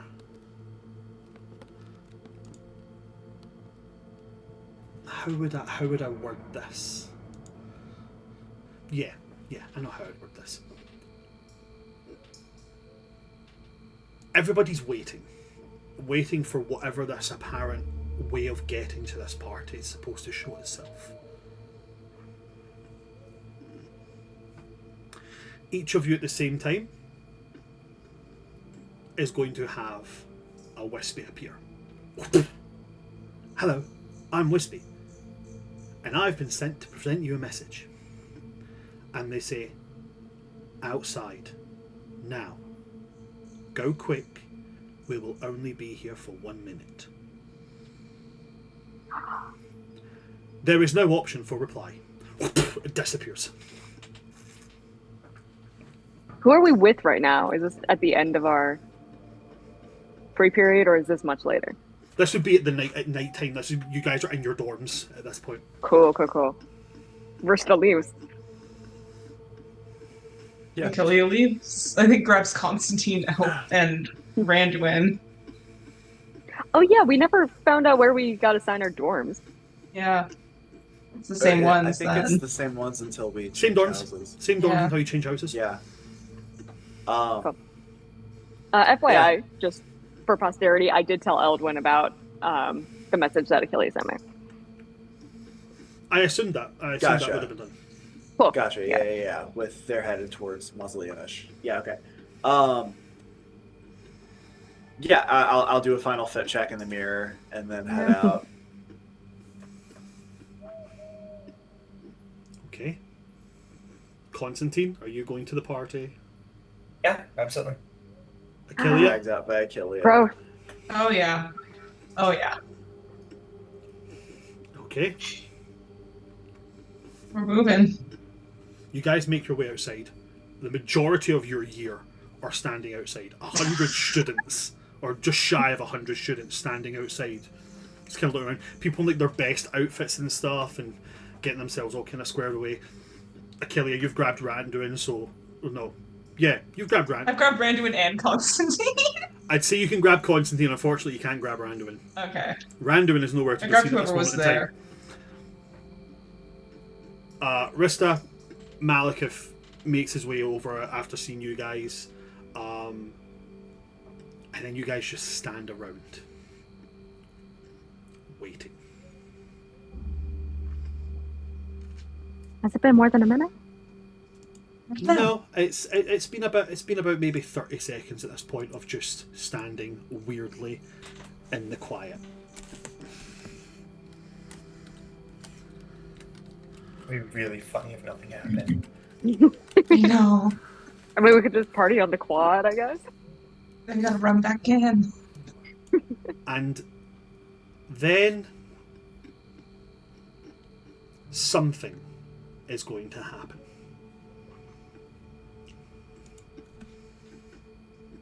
Dan, could you do me a favour? Yeah. It's not often, I've never actually got the chance to do this on World Tree Quest before. But I'm just wondering, just, very curious. Could you be Leonid for me? Yeah, absolutely. Assuming my voice will work for long enough. Awesome. And Charlie, for just a little second, if you wouldn't mind. Could you be Silas? Sure. Awesome. What? Three figures are going to materialise out of the air. One of them, very notably, being Randuin, with this big old grin on his face. And he's going to gesture behind him to the two people there, by his side, slightly behind him, but at his side, and be like, "Okay, so I'm going to pass over to my uncle's, and we're going to get this show on the road." Silas, there's a particular item that you have in Silas's possession, which is able to transport loads of people from one plane to another. I'm assuming you know the item that Silas has, which I'm talking about. Yeah, so he has the Orrery of the Wanderer, legendary artifact, whatever. Yeah, he comes to the portal. He looks over at it. And just Over the crowd. just for the sake of this, imagine a level 20 Archdruid Silas. What's he look like?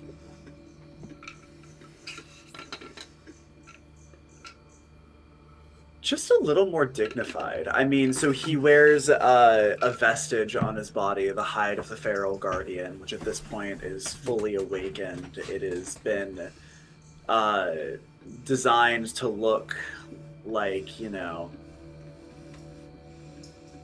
this beautiful, complex pattern of the night sky. And his Goliath constellations his Goliath tattoos are of constellations and planets that almost seem to move and revolve if you look at them for long enough. Long, thick brown hair braided intricately in symbolic ways. Decadent staff with, little crystals hanging from the individual branches at the end of the wood, and this tiara with antlers that add an extra 2 feet to his height here. But yeah, this would be a Archdruid of the Circle of Stars at this point. Fantastic. Thank you so much for that. And just to add on to it, Dan, imagine a fully realised level 20 Leonid, which is terrifying to picture. But Yeah, honestly. what does that look like?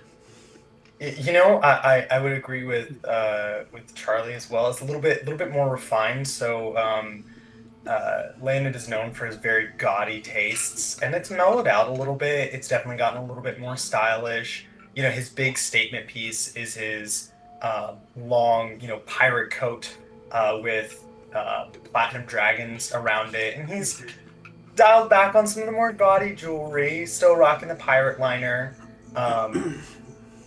He hovers just a few feet above the ground because he's gonna show off his wings and his slight halo that you can see if you squint hard enough. Fantastic. Now I need one thing from both of you before you do this. From Leonid, a fully realised devotee of the Platinum Dragon Bahamut. How easy is it for you to pick up Leonid's character sheet right now? Very easy. I have it right here. Sweet. I need you to pretend for a moment that you have expertise in religion. And I need you to roll me a religion check. Okay. Let's see.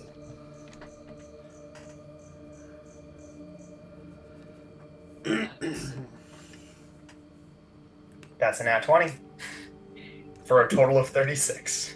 You gotta love when the dice tell a story, don't you? Leonid, Yeah. Complete freedom here. All I'm going to tell you is that Bahamut, through whatever you do here, is going to give you permission to enter his domain. What does that look like for Leonid?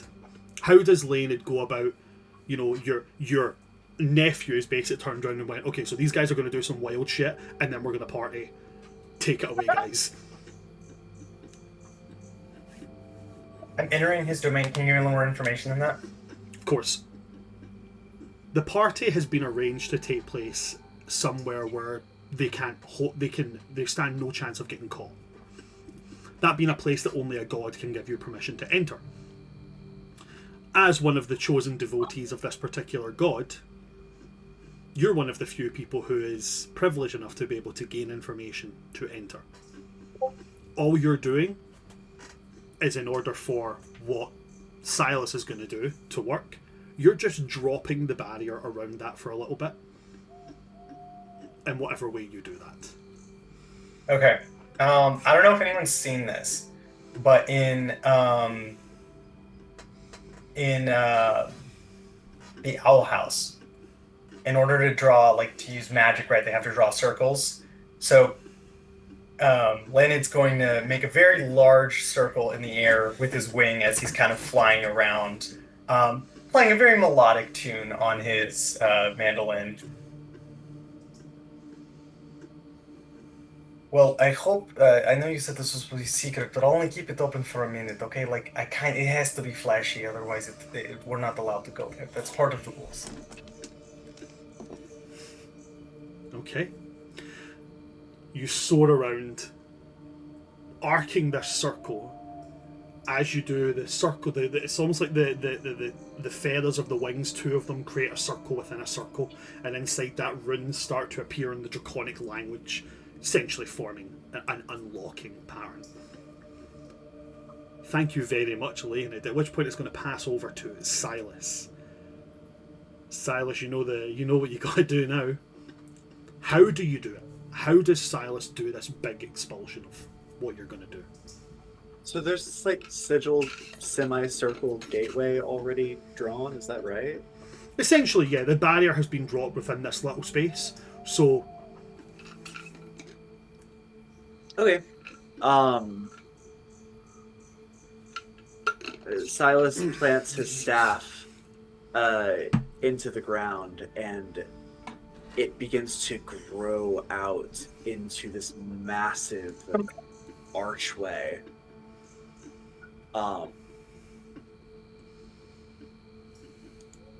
And then this energy, this bluish white energy, begins to swirl inwards from this, archway that this tree has made, creating this shimmering gate, portal through which the people can move. Fantastic. So, by a combination of this bardic magic, as well as this swirling natural energy which opens up to this gateway, you guys see ahead of you, all you students, as these two out of nowhere wildly powerful magic users throw open this arched portal. which leads towards a beachfront. Pristine white sandy beaches.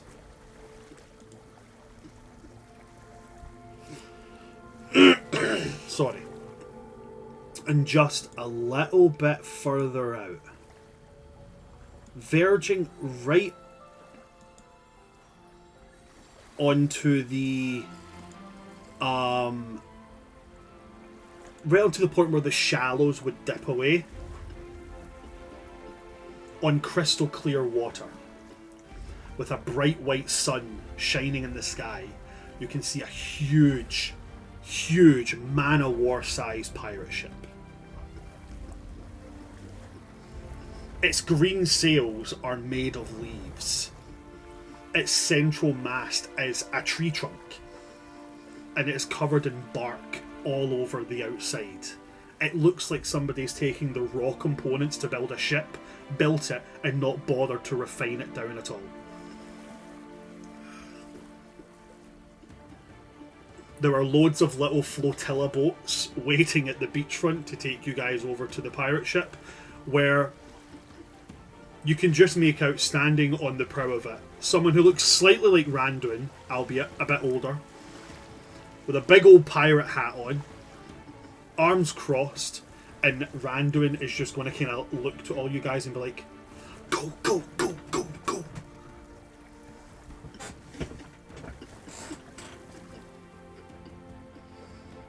Do you guys all enter in? 1000%. Takes Achillia like a second to like not be staring at the other very powerful druid that's present, and then get back in gear and run. Do I have any creative freedom here? Of course you with do. This moment, Absolutely, 100%. You and Dan can both do your wildest dreams in this little moment, in this little scenario.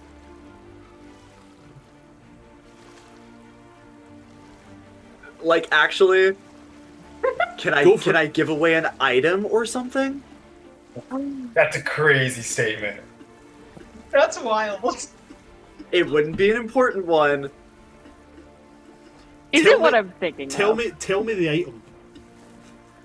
Okay, so he has in his possession. Hold on, I'm pulling it up right now.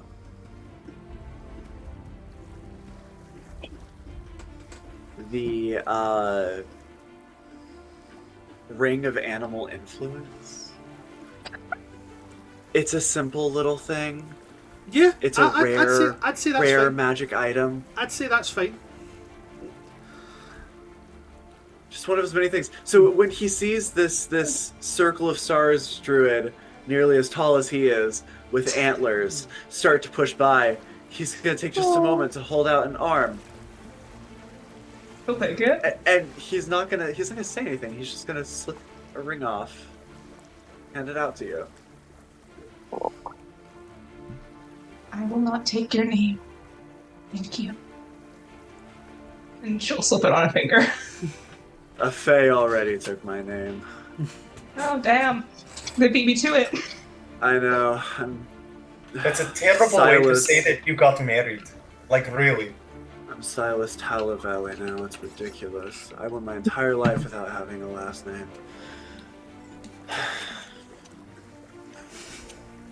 That's genuinely it. Absolutely fine. Lennon's gonna Achillia, you can add onto your inventory. You have the Ring of Animal Influence. This is going to be such a problem later on. I hope you're happy with yourself. Leonid, anything you want to do to add to this at all? Landon's like, he's just kind of floating by the portal next to Silas, just, strumming a little tune.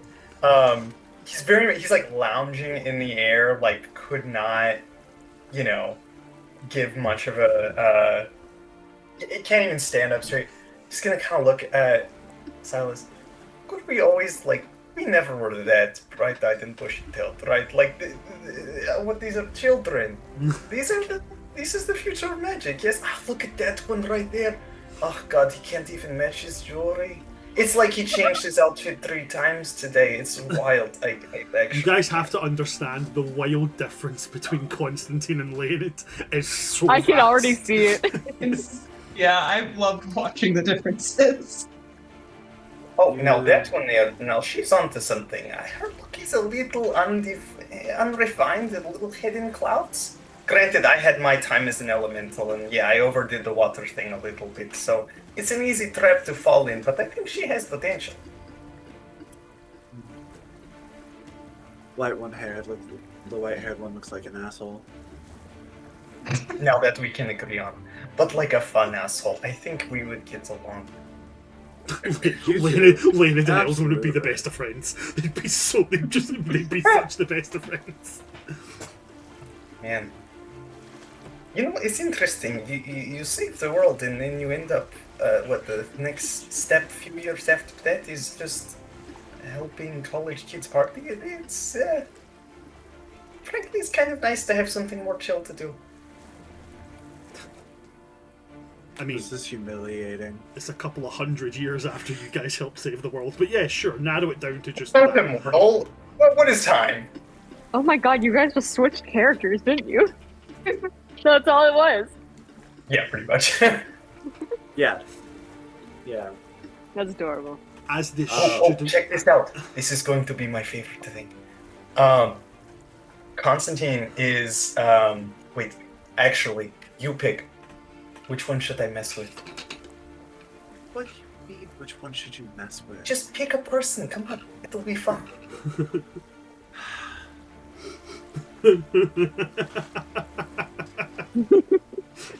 The Earth Elemental. Why not?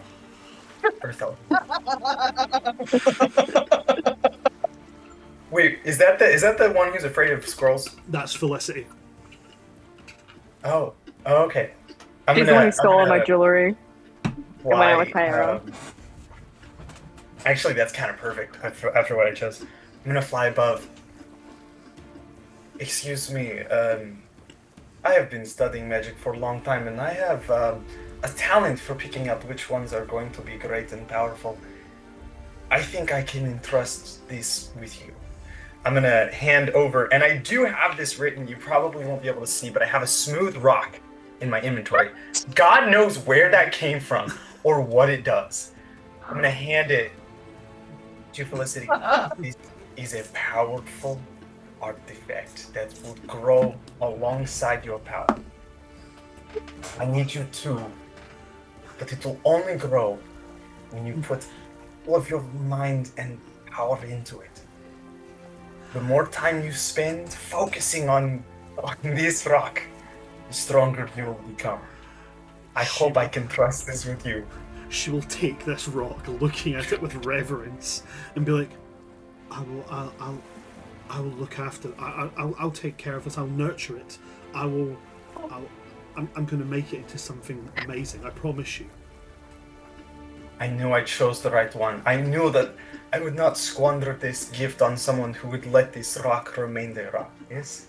I love how, like, on both sides, this random is just looking at his uncles with abject pride. Pride that one uncle has done something nice to someone he cares about, and then the other uncle is absolutely fucking with someone right in front of him. I fucking love all of this shit. Oh my god! That's right! Silas would lean over to Randuin and go, "Is that the one?"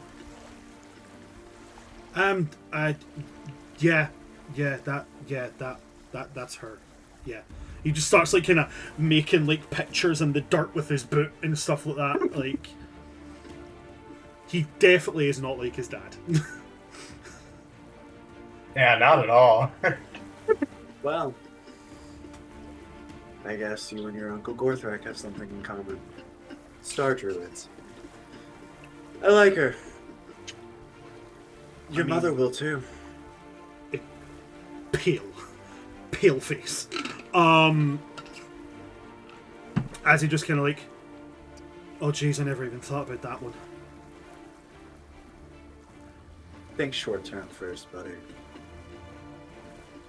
As the students start to pile onto these boats, they start to move of their own accord towards the ship. Randuin is going to turn to Leonid and to Silas, give them both thanks, give them both a hug, and then he's going to jump back onto the boat. And now I get to do my favourite thing, which I haven't got to do in so long.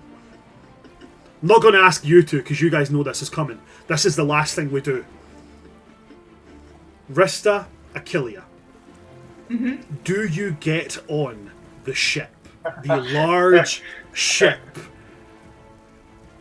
Do you leave the small boat and go onto this large ship? Why do I feel like there's a connotation here that I'm not getting? Oh, there definitely Achilles is. already done this on a smaller ship, so she's just gonna do it. I mean, I'm definitely not the first one getting on, but I am getting on. As it's your first time setting foot on this particular ship, I'm going to need you to roll me a dexterity saving throw. Lovely. All right, the ship is like sentient, right?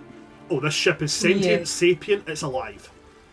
But it's also very, very cool. Charlie and Dan, you guys know the drill. Dex saving throws from you guys as well, please. 18. Oh, please, please, please. I have to not use my lightning board. That's a 9? 18, 9. What is that? That's a 6 on the die. Plus... Oh, I was like plus 0. That's not Eldwin's dex. You're right. It's Silas's. Yeah, probably not using that one. Plus 4, 10. Okay. 12. Okay.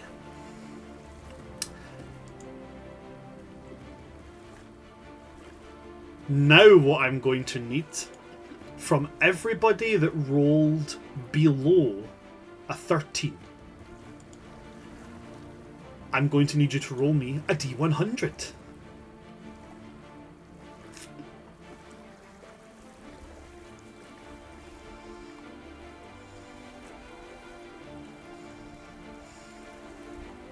Boop-a-dee-boop.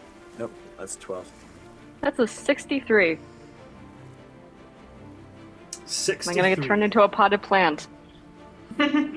No, you're not going to turn into a potted plant. Don't got shake a- your head like that. Like that is impossible.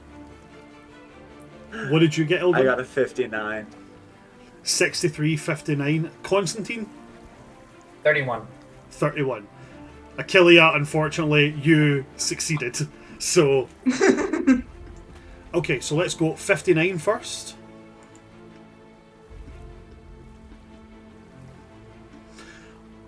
$59. Eldwin, as you climb up the ladder to get up onto the ship, as you go to grab one part of the ladder, you watch as the ladder just sucks into the wall of the ship. And your hand misses, you slip, and you bump your head off the side of the ship. But in bumping your head, you're going to gain the ability to speak Sylvan. Fuck. Permanently? Yeah.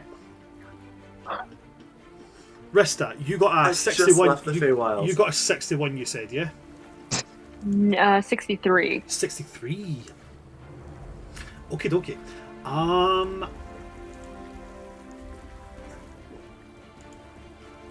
I have to pick something now, but I will come back to you because I just have to look something up and then pick it.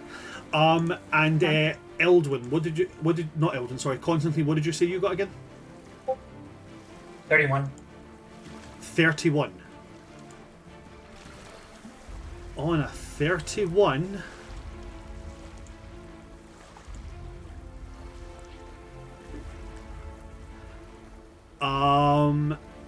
Pick Charmed or Frightened. Armed or frightened? Frightened Charmed or seems more frightened? in line with Constantine, to be honest. No, it doesn't. I'm so sorry. You've just been railing on about people getting inside your head.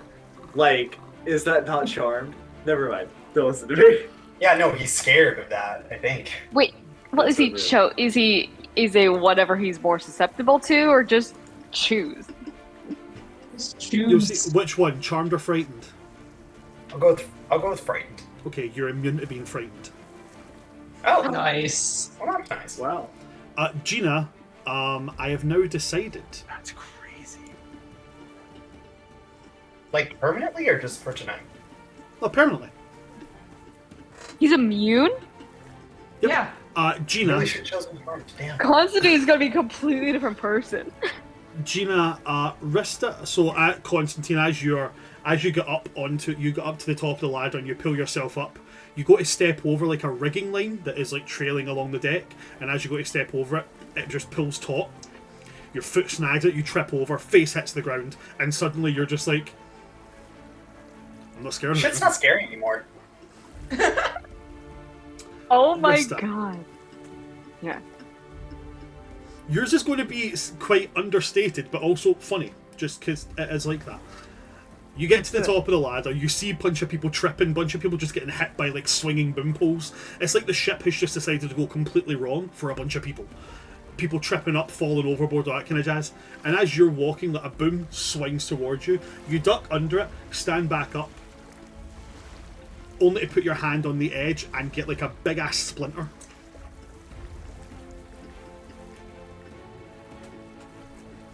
You can now cast the Elementalism cantrip. Do I have a permanent splinter on my finger? No. Good. The Tempest just likes to fuck with people and then give them shit for fucking with them. That's pretty odd. I love that. I don't know that Unfortunately, cantrip. you do have to fail the saving throw in order to get it, because basically you outsmarted the ship, so the ship now takes a hissy fit, because it is a fae, down to the bones of it. I would say in Sylvan, when Achilles doesn't fall, she just says, "Thank you," in Sylvan. Aw. You hear the tree mast of this thing groaning and creaking, and you and Eldwin can understand it. Yeah. As it says, "You're welcome."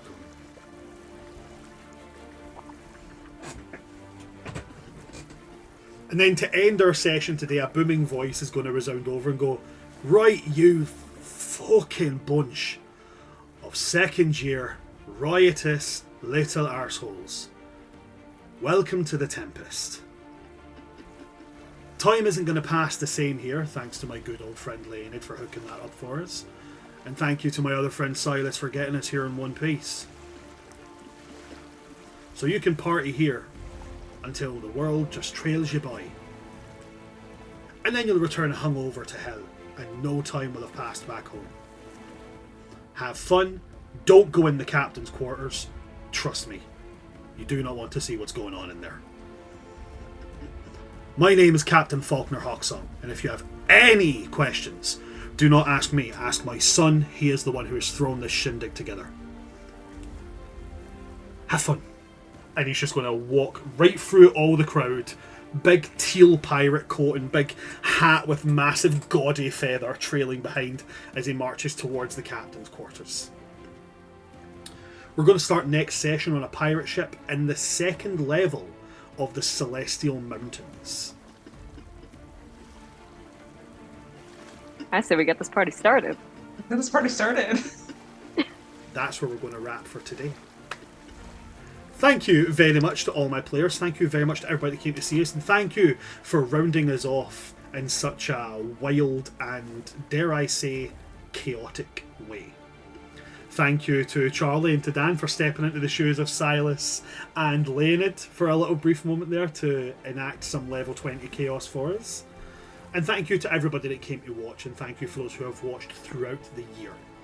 We cannot have done this without you, and I am very, very honoured and privileged to have World Tree Quest be what it is at the end of this year. We're not going to be the most popular, we're not going to be the ones that rake in the biggest numbers, but we're a safe community, we're a loving community, and we hope you'll join us again in the new year. If you do want to see the stuff that we do, you can check out all of our stuff over on World Tree Quests at pretty much everywhere that you can type in World Tree Quests. And if you want to see the stuff that I do personally, you can look for Oops All Brands pretty much anywhere, and you'll find me. But I'm not really the one that matters here. The one that matters is all of these lovely people. We're not going to do an MVP for the end of this session. I'm just going to give it to all of you as a Merry Christmas present, or a good Yule, or whatever you celebrate. But I'm going to pass over to all of my players and allow them to plug where they can be found. Charlie, anything that you would like to plug at all? Let us know about where we can see your face. Next year we are looking at potential scheduling changes that you'll be notified about as we approach them. But Tides of Chaos will be coming back in some form or fashion. So keep an eye out on that horizon to find out where these characters come from. They're level 17 now, not level 20, but they're almost there. They're 18 now? They're 18 now. Wow. Christ. Anyway, yeah, you can check out Silas and Landon there, see their campaign of origin and all their friends. Thank you very much for that, Charlie. Gina, anywhere we can find your lovely self? You can continue to find me here at World Tree Quests most Sundays here at Welcome to the Academy. Thank you very much for that, Gina. Ren, what about your lovely self? I'm really just here these days most of the time, so when we're back up in the new year, come on by, say hi. I'll be going to a couple cons between now and then, so look at my Instagram if you want to know more. That's at Changeling Rogue. And I'll see you in 2026. And last and most certainly not least, Dan, anywhere we can find your lovely face? Some day, some week, some hour, some time at Tides of the Chaos. We'll be more specific next year. But aside from that, that's all. You can find out any scheduling changes that we do make, if we do make any. They will be posted on our social medias the week before we come back. If that's it for my players and that's it from me, well then that's it from us. So thanks for coming to see us today, folks. I have been your DM of Doom, Oops All Brands, or World Tree Quest here on Twitch and YouTube. With me today we have had, for the last time this year, Charlie 182.0, Gina Donahue, Changeling Rogue, and Just Dan. From all of us here at World Tree Quest, good night, stay safe, happy holidays and happy new year. And fuck it, it's the holidays, pull a finny. Good night, folks. Good